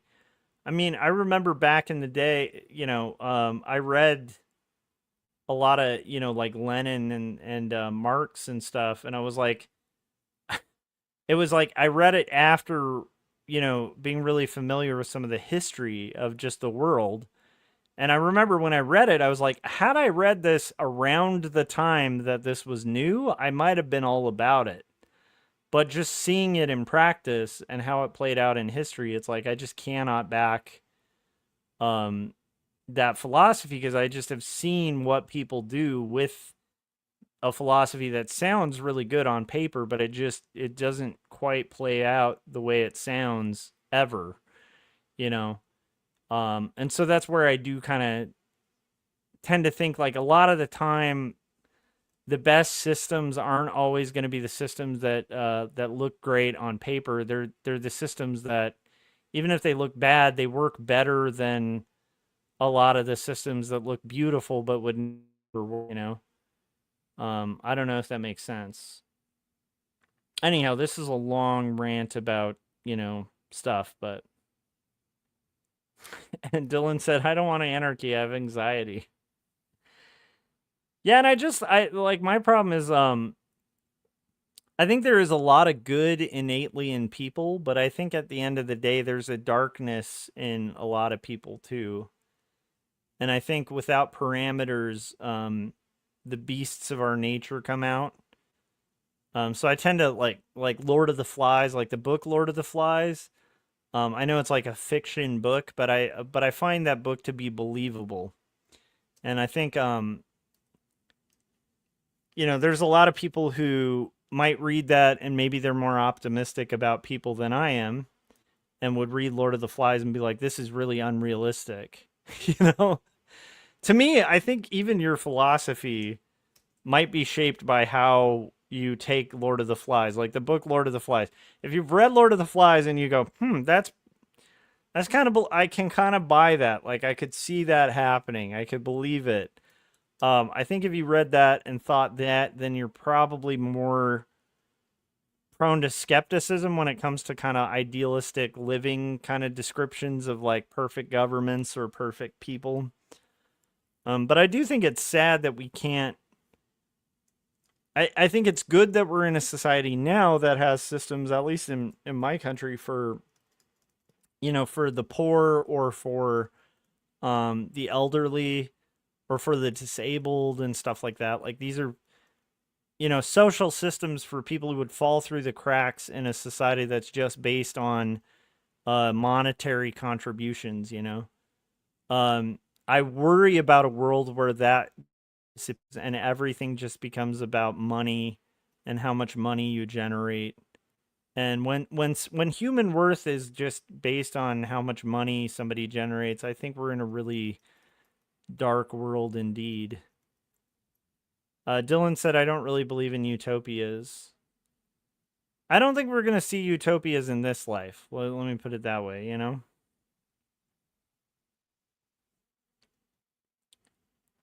I do believe though, like again, like to find joy in life, I don't think for me, when I've had years where I've made like a pretty decent amount of money, and I've never been as happy. Like, when I was an art director, I got paid pretty well, like those last few years, and like I was miserable, like very unhappy with where I was working. And now I make like maybe a third to a fourth of what I was making before. So like monetarily, I'm making way less money, but like I am so much happier with my life. So I don't know, at least in my own life, I've definitely seen that like money is not the end all be all. And don't get me wrong, it's nice to have money, especially for basic needs, but it's like, I always, anytime I bump into somebody who makes a lot of money and thinks that gives them value, I always feel a little sad for them because I'm like, I don't think that's the like, I don't think that's it. I don't think you're onto it, Um, let's see here. But yeah, it's fascinating, kind of interesting how that kind of works. Um, so we'll kind of see how it all plays out, but I don't think there's an easy solution to AI. I don't know if I don't know if it's ever worked in the past to fight technology with, like what Corey is writing his comic about, like the Luddites or whatever, like, fighting the growth of technology. Um, so I don't really know where it goes, especially in a world where, like, this is where unions are really important, at least in my mind. If we destabilize unions, we completely dehumanize workforces. And I think that's just historically backed. I know there's a lot of people who are like anti-union and stuff, but um, I think unions are kind of like the backbone of, as cliche as it is, of like American industry. And I think the more we kind of crack down and destroy unions, the more inhumane you're going to see workplaces get. So I feel like unions might be one of the key fighting points for things like AI and stuff like that. I think unions are going to be the effective route on like any sort of worker rights. I think unions are really good, but yeah, they're not perfect either. So I don't know. I'm rambling, but it's an interesting topic, and I it's so new that I really don't know if I have like a clear answer. Other than for my art, I just know that I'm not going to feel good. I'm not going to feel good putting my name on something that is AI. Like, ever. Like, I'm never going to feel good about saying this story's by me when AI wrote it, I'm never going to feel good about saying this comic, like, I would just never feel like I was the author of a comic that AI drew.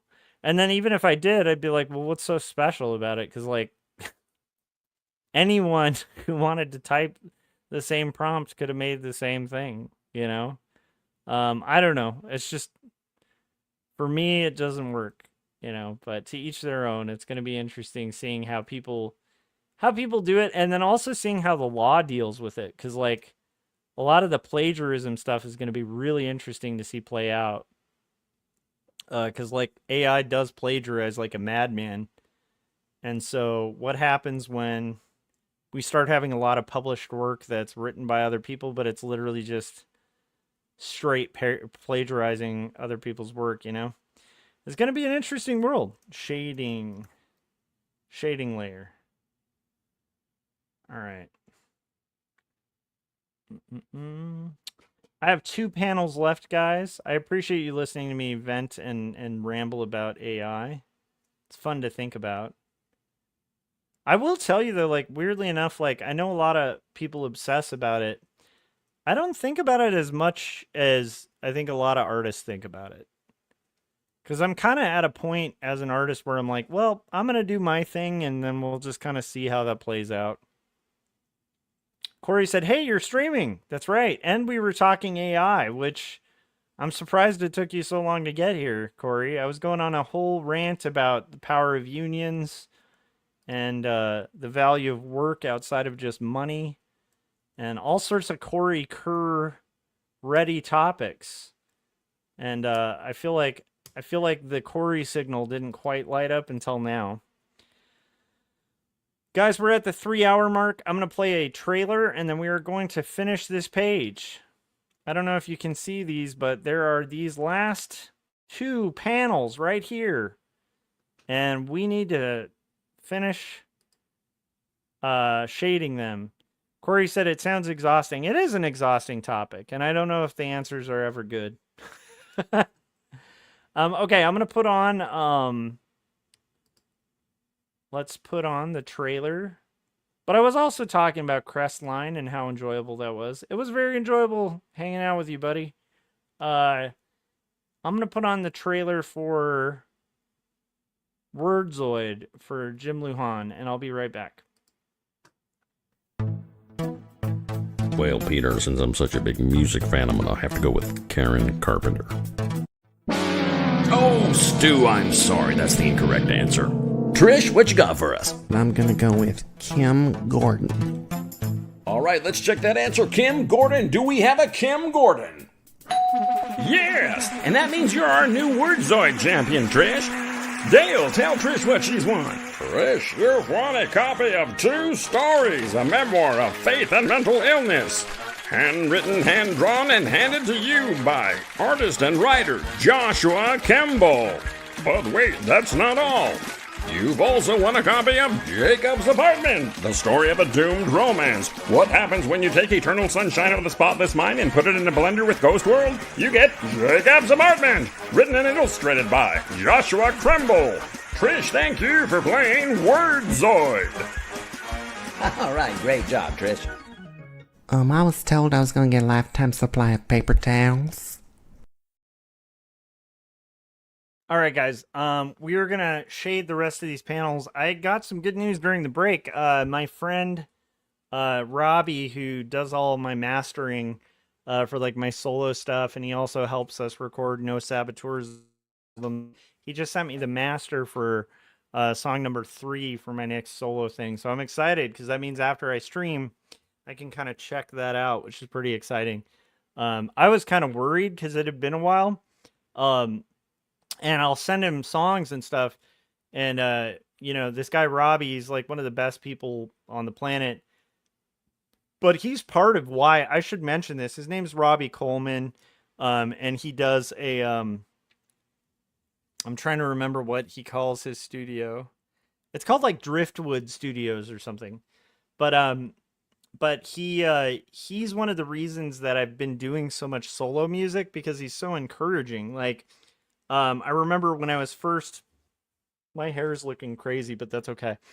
When I was first recording solo stuff, I would like send him tracks, and initially it was just to get an impression, and he just was so encouraging of me doing stuff that it was really helpful. It's funny, I'm sure you guys have had this too, but it's funny how like sometimes all you need is like one person to like actually believe in what you're doing.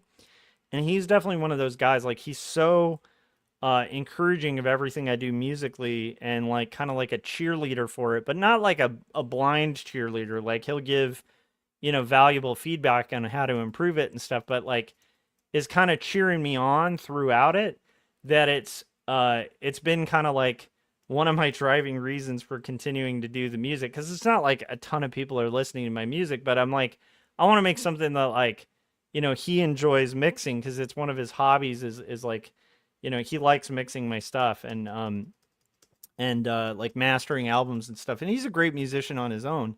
But anyhow, so I had sent him like a 3rd song, and usually cause he literally will get it back to me mastered like real quick and be like, this is great and stuff.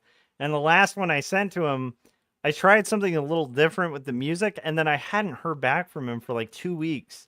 And usually I'll hear back like same day where he's like, oh man, I'm stoked to like get on this and stuff.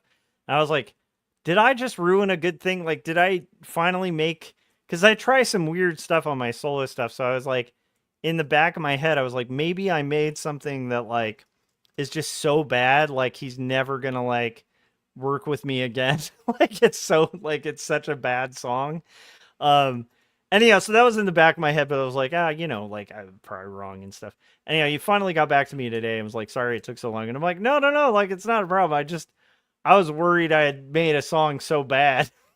Like, it's like, I don't know if you ever get that, but like, sometimes I'll, especially when you try something a little outside of the box that you haven't tried before, you'll kind of like drop it. And then like, if you don't get a response, you're like, yep, yeah, it was pretty bad, huh?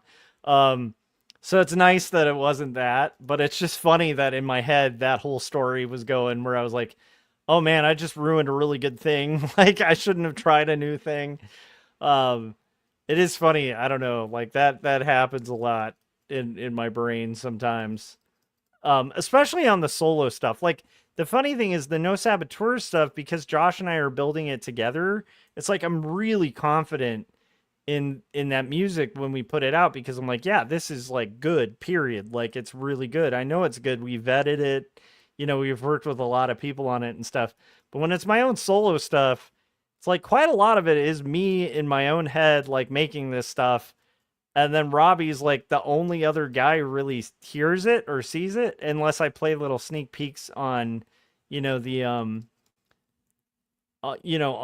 the stream. So it's like it is definitely one of those funny things of I just it cracks me up that I thought like, oh, this is the final nail. This is where the good thing ends. I don't know if that makes sense. Do you guys ever catch yourselves doing that? Where you're like, yep. You know what it is? It's definitely that thing Corey, I don't know if Corey's still there, but he talked about having Corey, I'm blanking out on the word. When you imposter syndrome. It's kind of like that imposter syndrome thing where you're like, this is where they find it. This is where everyone figures out it's a fake, that kind of thing. It's so funny. Being an artist is funny to me. Like it's just interesting what we'll do to ourselves psychologically, or I shouldn't say what we do to ourselves. What the lengths my brain will go to kind of do that, where it's like, yeah, I mean, I know I've sucked this whole time and I had him finagled into this scenario where he thought I was good, like that kind of thing. I do that all the time with stuff, It's funny. I don't do it as often as I did when I was younger. Like, I think when I was younger, I suffered from that a lot, but it was funny. I didn't even really acknowledge that I was having those thoughts till I just got the message from Robbie where he's like, I mixed those tracks, like the song's great, and like, I'm sorry it took so long. I'm like, I didn't even realize, like, I didn't consciously express that imposter syndrome till I got that during the break, and then I realized how funny that is, and thought maybe it might be something worth mentioning in the stream. But isn't that funny how we'll kind of do that to ourselves? Like we just, I don't know, man. Like it, and here's the thing. I think that's another proof that like money can't be the solution, right? Because I've met plenty of people who've had successful careers, right? Doing art, and yet they'll still feel the need to like justify the thing they made, even though it made a crap load of money. Like, do you know what I mean? Like they still feel like they have to defend it. A good example, like if you talk to like a band that's just killing it, like they just sold like billions of records, and yet like they aren't credible like to other musicians. Like other musicians look at them like, ugh, this band sucks, Those bands usually are like really unhappy with what, like they want something outside of just money, when they're putting out, because the money's there, but it's like, I don't know, there's something deeper is my point. All right, we are getting there. I really like doing side views of faces. I feel like those are fairly doable.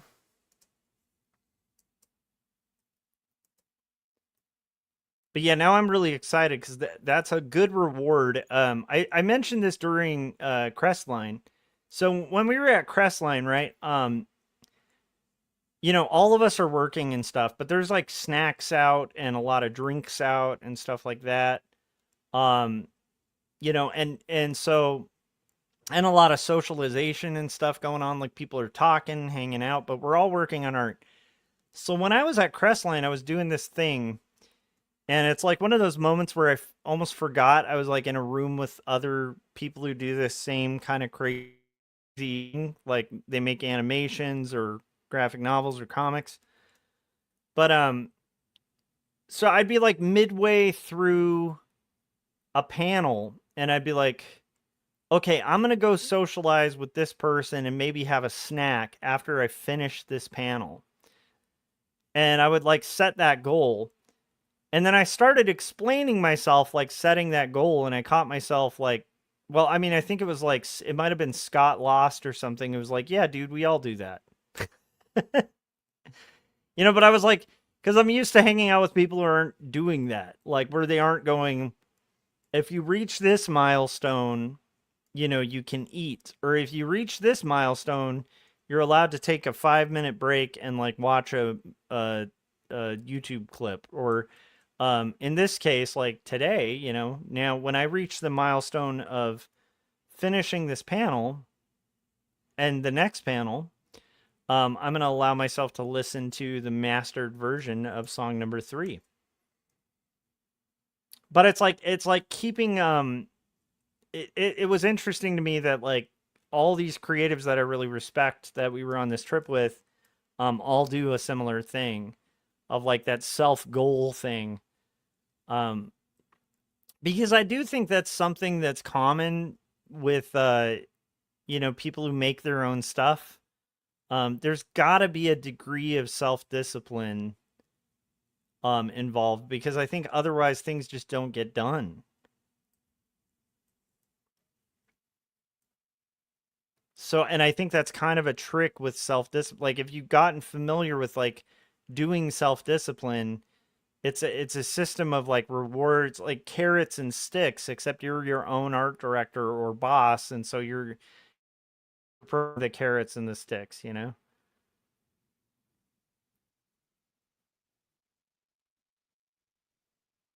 But anyhow, that was funny. Like during the break, like there were a couple moments like that. I know there was another funny one where Keith did the same kind of thing, where he was like describing this epiphany he had with a plot structure. Like he was trying to kind of solve a story problem, and then he had spent hours working on it, and he finally broke it, and then he shows us, and it's like, it's like a plot outline, like a mind map with like word bubbles and stuff, like, and to like a normie it would look like what you spent hours just doing that, but to a writer it's like working out like core structure stuff for like story is like huge. um so yeah, that was a funny thing, because he was trying to kind of explain why it was significant that he hit this milestone. And we all had to stop him and be like, dude, we all right. We get it. Like, that's a huge deal, And he was like, oh, yeah, I'm in like a room of people who actually like get it.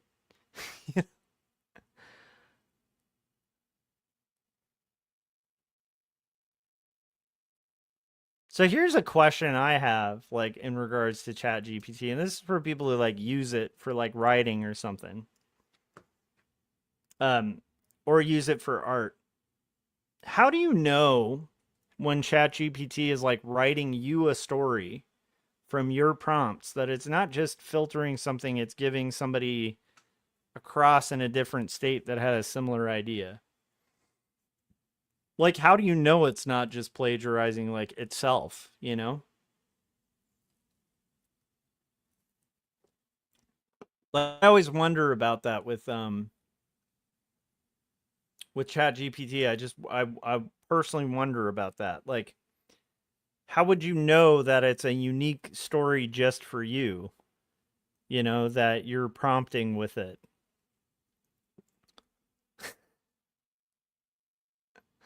I mean, I guess philosophically that could be like kind of like saying like, you know, if you're using cowboy chords to write a song, how do you know there isn't a song out there that exists that's the same song? But at least in that case, you know, you kind of authored it and wrote it, even if it sounds similar, right? But like, I don't know. I just always wonder about that. Like, what if ChatGPT gave everybody the same essay or the same story on a topic and was like, yeah, this is unique? All right. We're getting through there, guys. If you're in chats, though, let me know if you guys have ever had like an imposter syndrome moment where you're like, they found me out. Like, it is funny how much we'll self-sabotage as artists. I've had a couple moments like that. I remember when I first joined the NCS. I haven't been to a meeting in forever for that, so I may not even be a member anymore. I don't know. But the first time I went to the NCS, it was really fun, the National Cartoonist Society. But I was so intimidated. Like, they had like a drawing game, and I remember just drawing this thing in a drawing game next to like guys who've like directed Disney movies and have like these, you know, huge careers and stuff. And I was like, what am I doing in this room? Like, and I remember feeling like maybe they'll figure out that I don't belong here. You know, like, it's definitely a thing. All right, we're getting closer, guys. Closer. There's 2 more panels. For those of you who are bearing with me, I appreciate it. Corey said, I've never had an imposter syndrome moment. I've had imposter syndrome weeks and months, though. I usually am like, like for me, it doesn't hit long periods, so I don't think I have imposter it's hard to explain. I don't know if it's like syndrome for me. It's just like I've definitely had the feeling of and I think there is like a certain reality to some imposter syndrome stuff. Like you know, as you get older, you do start realizing the reality, and you'll hear this, you know, I mean, Corey, you've definitely heard this from people you respect before, but, you know, you definitely hear this, like, you know, when you're an employee and you're not a manager and then you move into management, you know, you kind of get a peek behind the veil and you realize like a lot of managers have no idea what they're doing just as much as employees, like, or they're using acronyms that they don't understand themselves because, like, you know what I mean? Like it's less less perfect than it might seem from like a lower level. And you definitely hear this like a lot where, you know, I've met cartoonists that are really successful and stuff, and they're like, dude, I have no idea how to do this thing. Like, none of us do, you know, like, yeah, yeah, I guess Corey's right. He said the sinister thing is it's based on partial truths. Yeah. But there is like a truth to the fact that, there are people with more knowledge and that are more knowledgeable about things for sure. And the more you do something, the more you kind of get to know it and you know the ropes and you kind of know how it works. But at the end of the day, we are kind of in a world of a lot of people just trying to kind of figure stuff out as is, and a lot of uncertainty. Like, you know, where it's like, I think this will work, but there's less certainty, I think, than a lot of people think there is. Like, I think there's an illusion of certainty. And I think there's a lot more uncertainty in the world and a lot more kind of like trial by fire and trial and error in general in things than people like to accept or realize. Dylan said earlier this year I was messing around with Copilot with a prompt, a short story of a priest of Poseidon in a fairy tale style, and it kept repeating itself, but in different ways. Well, I like the alliteration of like a Poseidon priest. We are getting there, you guys. I think I want this to have more extreme lighting on her face because I want this to be just a little bit darker. But I also want to kind of just keep up that contrast, but I don't want to do it so dark that it makes it like insane. But I do want more darkness on this side of her. More darkness. Dylan was saying, then you deal with the Dunning-Kruger effect. Yeah, I think the Dunning-Kruger effect is real for sure. Because, like, I remember even, and Corey probably had a similar moment to this, but the first time I ever taught, it was in college. I was teaching, like, college students and stuff. And I remember, like, a week before my first day of class being like, should I even teach? Do I even know stuff to teach and stuff? And, like, having a lot of that self-doubt kind of stuff hit.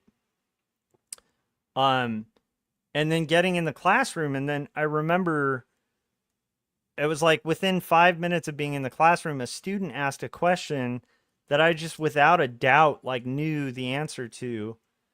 And then it dawned on me like that when I was a student, I didn't actually know the answer to it. And like, I know it so thoroughly that I can just spit it out without even thinking about it.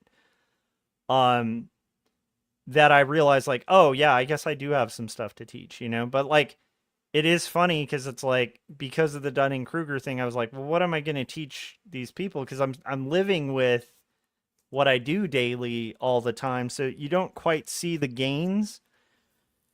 It'd almost be like if you were in the gym all the time in a room with no other people working out and you look like Arnold, you're just, pumping the iron,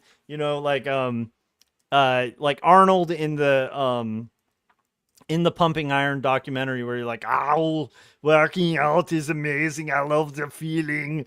And you're getting into it. And, but yeah, like if there were no one else in the gym, like, would you even know if you're a good weightlifter? Cause you wouldn't, like, if you didn't have a basis for comparison, it is possible in a hypothetical world that like Arnold Schwarzenegger at like the peak of Mr. Universe could just be a lonely guy in a gym who feels like, I'm such a weakling. I can't lift anything, because like he's gotten so used to this routine that he's just like, well, everyone does, like everyone has this build, everyone knows the form and stuff like this well, so it does rely on, I do think that's the insidious thing about the Dunning-Kruger thing too, is it really does, like, you can get so used to your regular life that you could be Arnold Schwarzenegger and feel like a shrimp, where you're just like, I have such weak arms. I can only bench, 500 pounds. What's wrong with me? Actually, that would be a great plot. I want to do this. I want to do this as a movie, is like peak Arnold Schwarzenegger just as a sad, like, weakling. Like he thinks, like he grew up being lied to, being told that he was like a shrimpy little like guy who had like no power. And he's like, I am such a weakling. Women won't date me because of my tiny puny arms. Somehow he'll have to be in a reality. Maybe he's just playing. Maybe you just cast him as the character. You know what I mean? Like, I'm trying to think of a way to pull this off as a story. If you can help me in chat, let me know. You guys can be my chat GPT. Let's write this story together.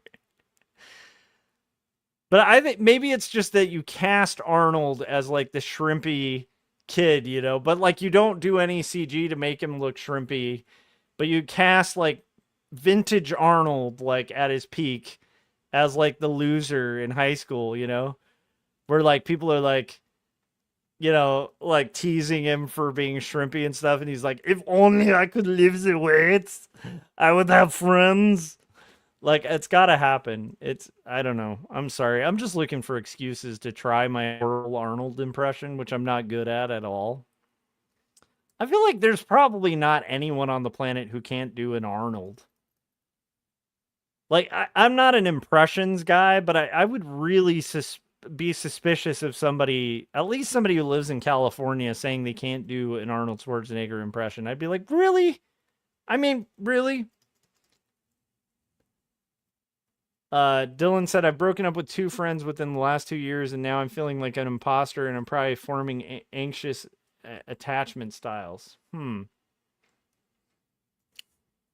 Broken up with friends is a tough one. Why did you break up with your friends? If it's not like too personal of a question. I've had to do a friend divorce before, but usually they were very, like, I didn't doubt the divorces, you know? I don't know if that makes sense. And it was like a long time ago. I think it was in my 20s that I had a couple friends I had to kind of cut ties with. But it was like really obvious at the time, like, yeah, this is the right call. And in retrospect, I'm like, yeah, that was like the right call. But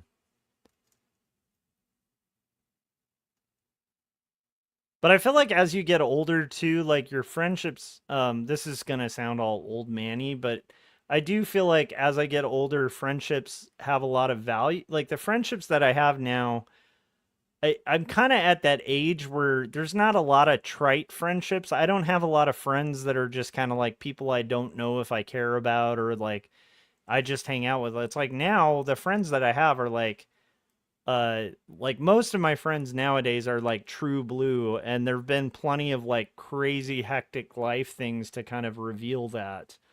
So I don't think I've ever had a scenario like that, but I'd be curious, Dylan.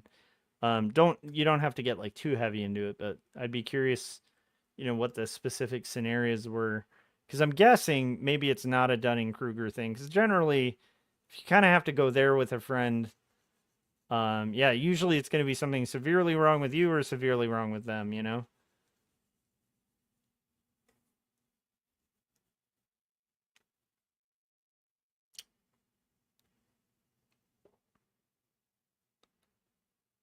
Dylan said the first one was virtue signaling me with other things, and the other one said that I was gaslighting her, which I was not. Interesting. Well, maybe those aren't reasons to totally cut a friendship, but I'd have to know like that. I mean, you'd have to kind of get into the exact scenarios, but then again, I know Dylan, I think you're much younger, so it's like I think friendships are weird when you're young. Like even my buddy Josh, when we were teenagers and we were playing in bands, like now we're like best of friends and stuff, and we know each other like through thick and thin, and we're also at that age where we've been friends for so long, like we both know like different personality flaws each of us has, and we're kind of accepting of it. But I know when we were younger and we used to play in bands and stuff, man, we had so much drama, like just like stupid teenage drama, And then like early 20s too. So it was like mostly early 20s, late teens, a lot of stupid drama. And I'm not trying to say you are having stupid drama. I'm just saying it's always hard. Like each age comes with different friend challenges. But I feel like that is one of the benefits of getting older is like you really do kind of start figuring out who your friends are. Friend betrayal isn't as much of a thing.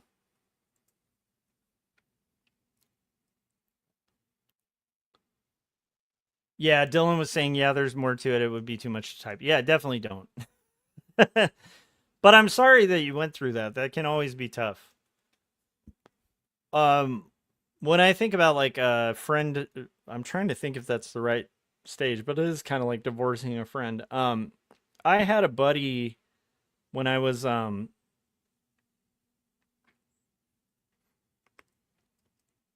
my 20s and I was working on my bachelor's degree. I had a friend who we were kind of like thick as thieves. We were in the illustration program together, and he was actually friends with me and Mai when we first started dating. But he was like this guy who, and he's a very talented artist, and I will, well, I'm not going to say who it is, but it's a very famous artist. Like he's gone on to become a very extremely wealthy and successful artist. But I remember like he like even when I was dating when I first started dating he would like just crap talk me all the time. Like he'd be like, "There's no way she's gonna go on a date with you," and you know, stuff like that. And it was always kind of under the mask of like kidding or razzing or whatever. But I remember for like years I hung out with this guy and he was just like extremely like thoughtful, very talented, very driven. That's what we had in common. We were both very driven to do well in art. But like every word out of his mouth having to do with me would be like not affirmations at all. It would just be like crap talking. Like, and not even in like a fun kind of like razzing your friends kind of way, like in this kind of like psychotically jealous, like if I had anything good happen to me, he'd get like super jealous and kind of angry and a little psychotic. And it all kind of came to a head when I applied for the Zarek grant. And you know, I'd be working, you know, on like my comic and stuff, and I remember he'd come over because he used to like come over to like work on stuff because we'd hang out and draw, you know.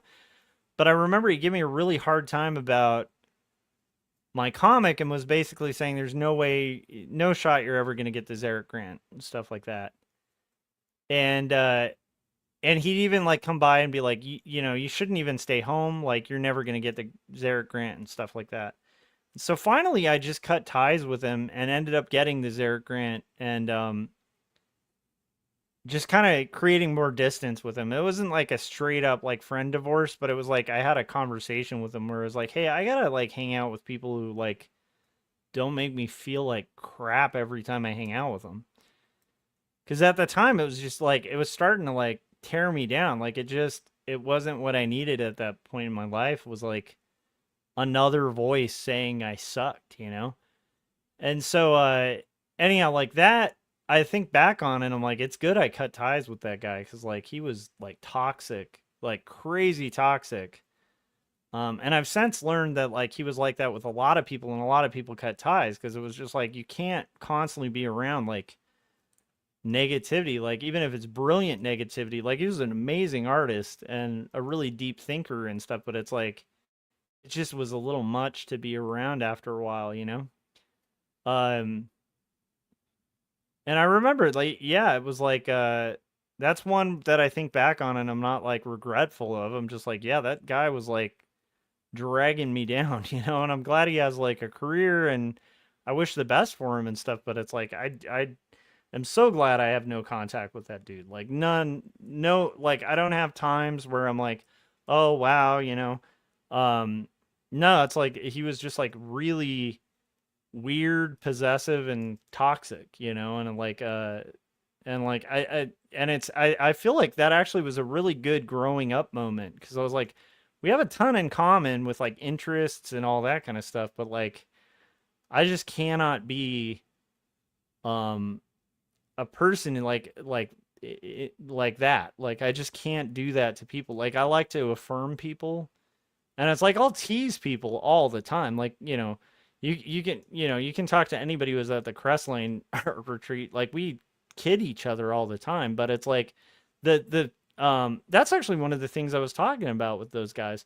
One of the great things about that group of dudes is the fact that like we are all kind of in a weird way like each other's biggest fans. Like we want to see success. Like good example, like Jim Lujan got that Animation Plus deal, and there's nobody in our group of friends who was like weird and like petty about it. I think everybody's just pumped for Jim. Like we're just like, hell yeah, dude.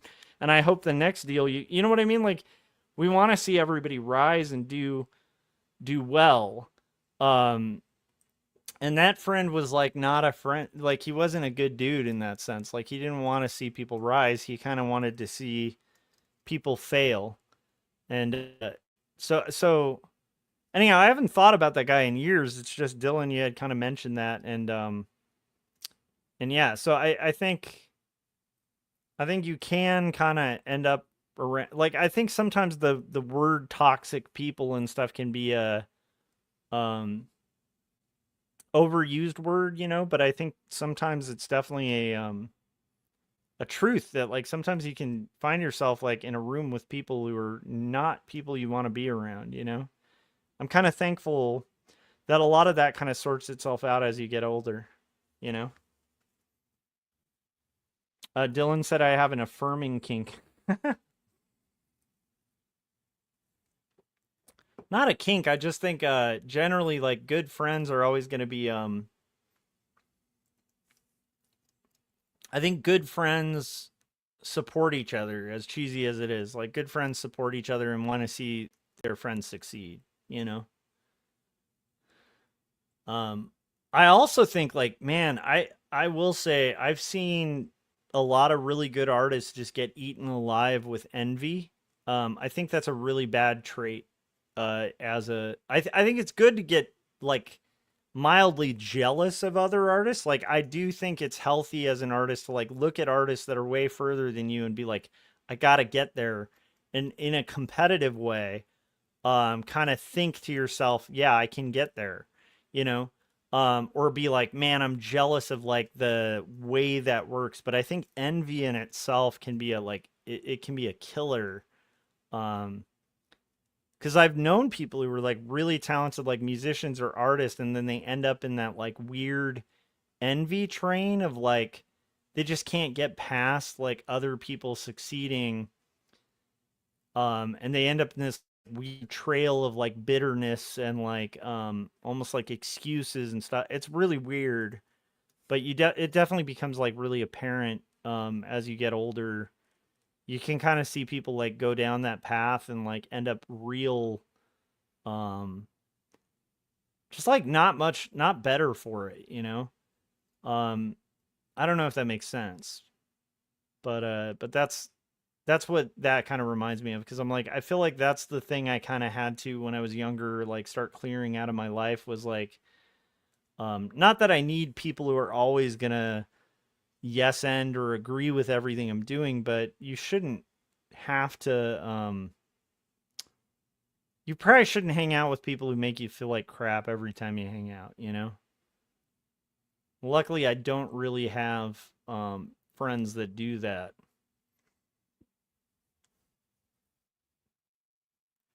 But I will say in my 20s I sure did. you know. So, yeah.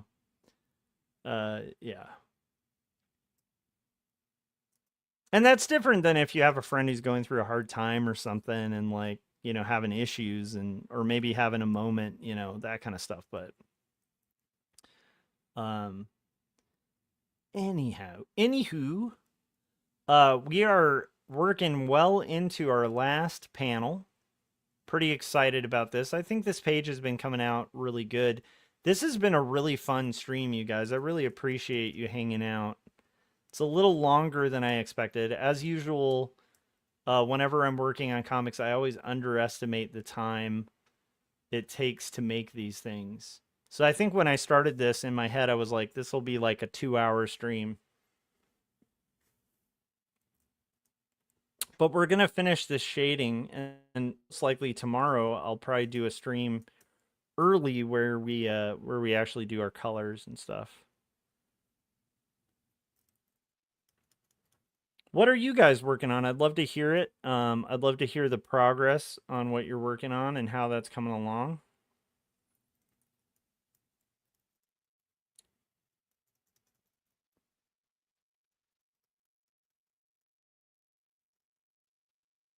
You know what I was thinking the other day? This is a silly, weird little thought. I am not like a big truck or like extreme sports kind of guy. But I think it's because like where I live, it's a valley and there's fairground things going on in the Antelope Valley. And so every once in a while you'll hear like late at night, like a monster truck rally, like you just kind of hear the speakers from like a monster truck rally at the fair. And I went to a couple of those as a kid because, why not? Yeah, and I'm talking the kind of monster truck rally that, you'd like be listening to the radio and it'd be like Sunday, Sunday, Sunday, like that kind of monster truck rally. Or it'd be like a derby, you know, where it's just a bunch of like junk cars just slamming into each other. Anyhow.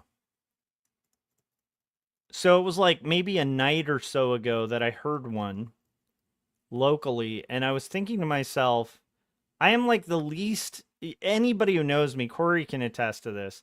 I'm the least like risk guy. I don't like Corey's talked about going out on kayaks if I visit him, and I'm like, I don't know if I want to do that. Like, I want to go out on a kayak.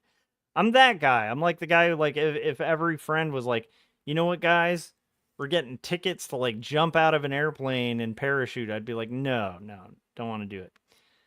So I found myself a little shocked by this, but I would totally, given the opportunity, if somebody gave me like the keys to a monster truck at a monster truck rally where you could drive over other cars and crush them with your giant ridiculous truck, I think I would do that like in a heartbeat. I think I would. I don't know. I just. Yeah, Corey very rightly was saying, I promise you're in more danger in the shower than in kayaks. Yeah, and I've kayaked before.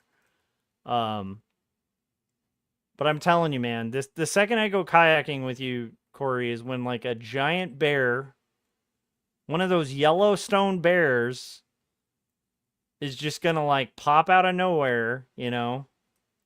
Or it's where we'll get in like the whitewater raft kind of scenario, and suddenly it's Deliverance, and you're like, why did I go kayaking? I'm just saying, that's my fear of kayaking. But I'm saying with all that trepidation and kind of carefulness with like my personality, I would totally, within a heartbeat, even though it's completely dangerous to do, if given the keys and the opportunity, I would totally want to drive a monster truck over a bunch of cars. That must be really fun.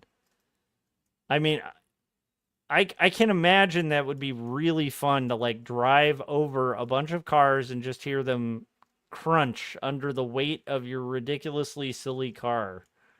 I'm just saying, I don't know why that came up. I think it's because the other day, you know, I heard a monster truck rally and I thought to myself, you know, I'm not even a truck guy. I wouldn't want to drive a truck with like raised wheels and stuff. Like that annoys me actually.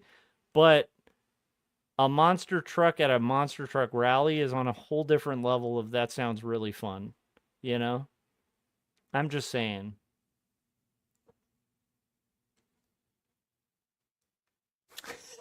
Dylan was saying, magically a shark appears? Yeah, that's a good point, Corey. He said maybe it's because monster trucks are the manatees of the vehicle world. That is true. I have a soft spot for manatees and hippos, okay? I am obsessed with, I don't know what it is about adorable, chubby animals that's just wonderful to me. And you have a good point there, Corey. Maybe they're like the very vicious manatees. I guess they'd be more the hippo of that world because hippos are dangerous, and I think a monster truck's kind of dangerous. But it just sounds fun. I think it's because like no matter how old you get, the idea of like just completely destroying stuff it does sound fun, you know? Like when you're a kid and you're playing with like Hot Wheels or something, it's like the idea of like a car like driving over other cars or like doing a crazy jump and like crushing something is kind of fun.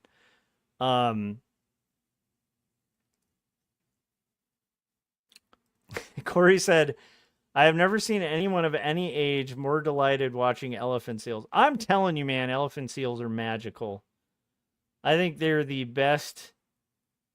They're just, they're fantastic. Like they just sit around, they like kind of fart and snore, and they're extremely hilarious.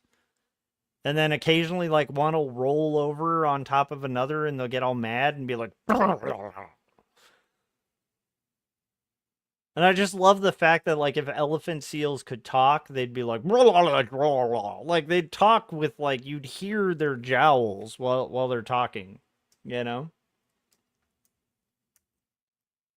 There's something magical about extremely chubby animals, but not animals that are overweight, like animals that in general, like, they just are like, if they're a proper, like, a manatee is not overweight when it's fat. It just is a fat creature. You know what I mean?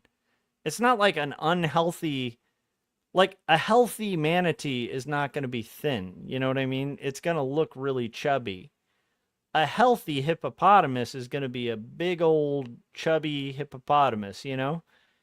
It's like, I'm not into fat animals. It's just, I think there's something adorable about animals that just innately look fat, kind of like pugs. Like, pugs are one of them too. I'm trying to justify. I feel the need to justify and argue my love for chubby animals. I think they're hilarious and adorable.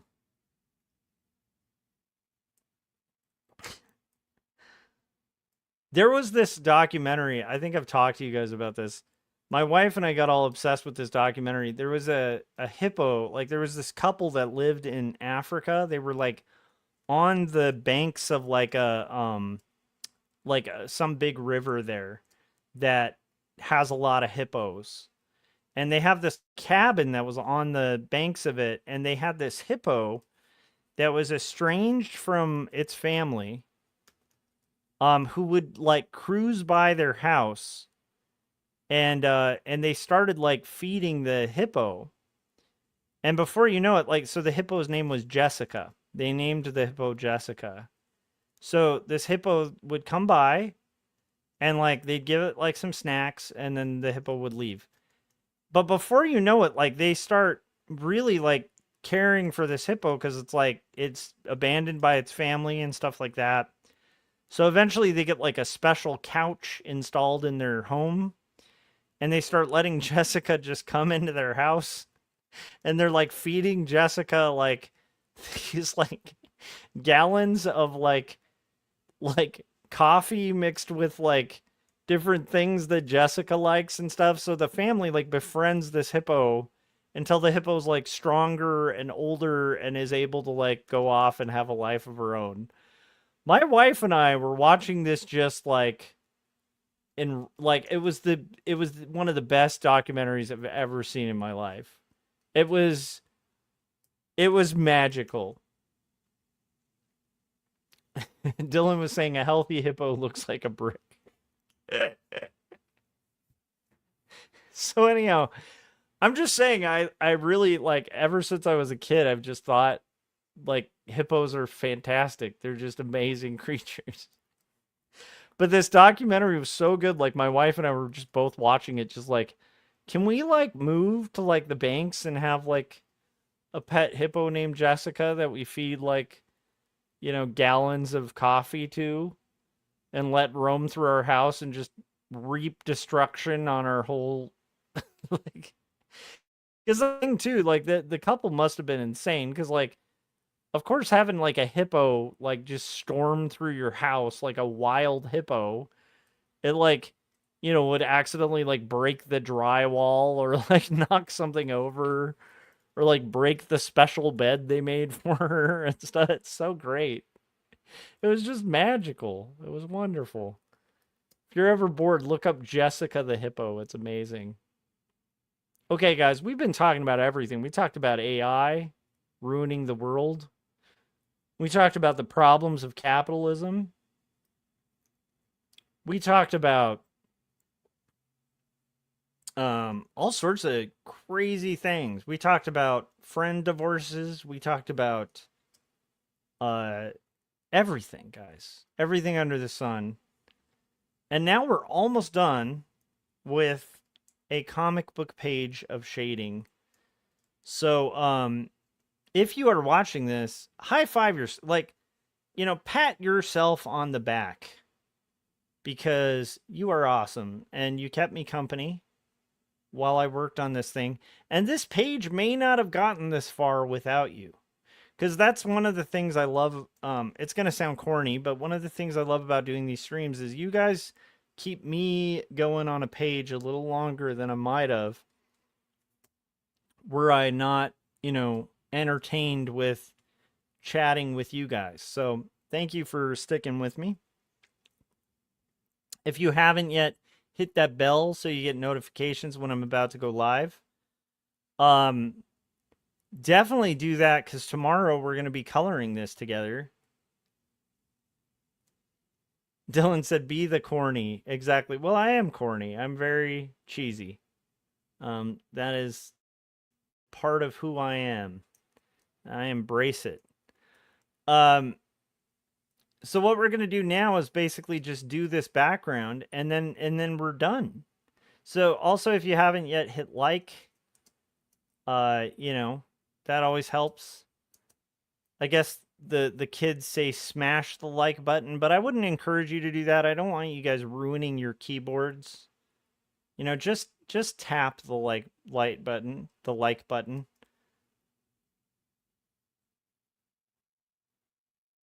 And what I'm going to do is basically finish this up, and then we're going to call it a day. But it has been really fun to kind of hang out with you guys. I really enjoy doing these streams, and I love the fact that, I know this is weird, but it's like, well, it's not weird. It's just cool to me that I can start off this stream, like I think four or so hours ago. And yeah, as Corey said, gently click the like button. Yeah, because I don't want lawsuits. I wonder if anybody's gotten sued for asking people to smash the like button. Do you think that's ever happened? Where somebody smashed literally smashed the button on their keyboard, and they're like, "You caused me to ruin my computer." It's like a class action lawsuit to like big streamers. They told these children to smash the like button. They didn't realize the horrors that would ensue.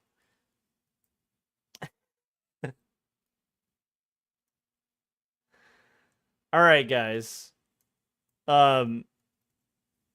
So if you're in on a class action lawsuit against streamers that have told you to smash the button and it caused injuries, definitely be in contact with me, because we can get this thing going. I think that could be that could be like the hot coffee lawsuit of our generation, is the smash the like button lawsuit. And with that terrible joke, yeah, that's true. Corey said smash has a lot of meanings, so that's a good point. For people who either smash their like button one way or the other, I could see a lot of lawsuits coming from that. I think Kevin needs to get in on this business too.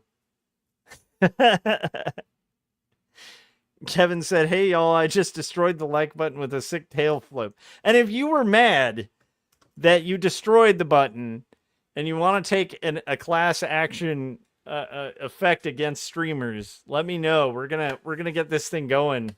I see a gold mine, you guys. I see a gold mine. We're gonna combine our powers. We're gonna do a class action lawsuit against the biggest streamers in the world for saying smash the like button, and we're all gonna retire. Okay, that's the plan. Anyhow, if you haven't yet, hit the like button, guys. Kevin, it's good to see you. We're gonna call it. And tomorrow we're gonna finish this up and color this beautiful page. Let me show you the panels I finished too. So we got this top one, very beautiful. It's a very beautiful panel, probably the most beautiful, amazing panel I've ever had. A lot of people have seen this panel. They say, "Wow, what a beautiful panel." And I'm like, it's easily the best, biggest, most beautiful panel anyone's ever had. Big, beautiful comic together. Okay, let me show you these last. Oh, Kevin said, "Oh, dang, I just got here, but I wanted to say hello." I appreciate it. Check out these last two panels. Look at those beautiful panels. Yeah. All right, guys.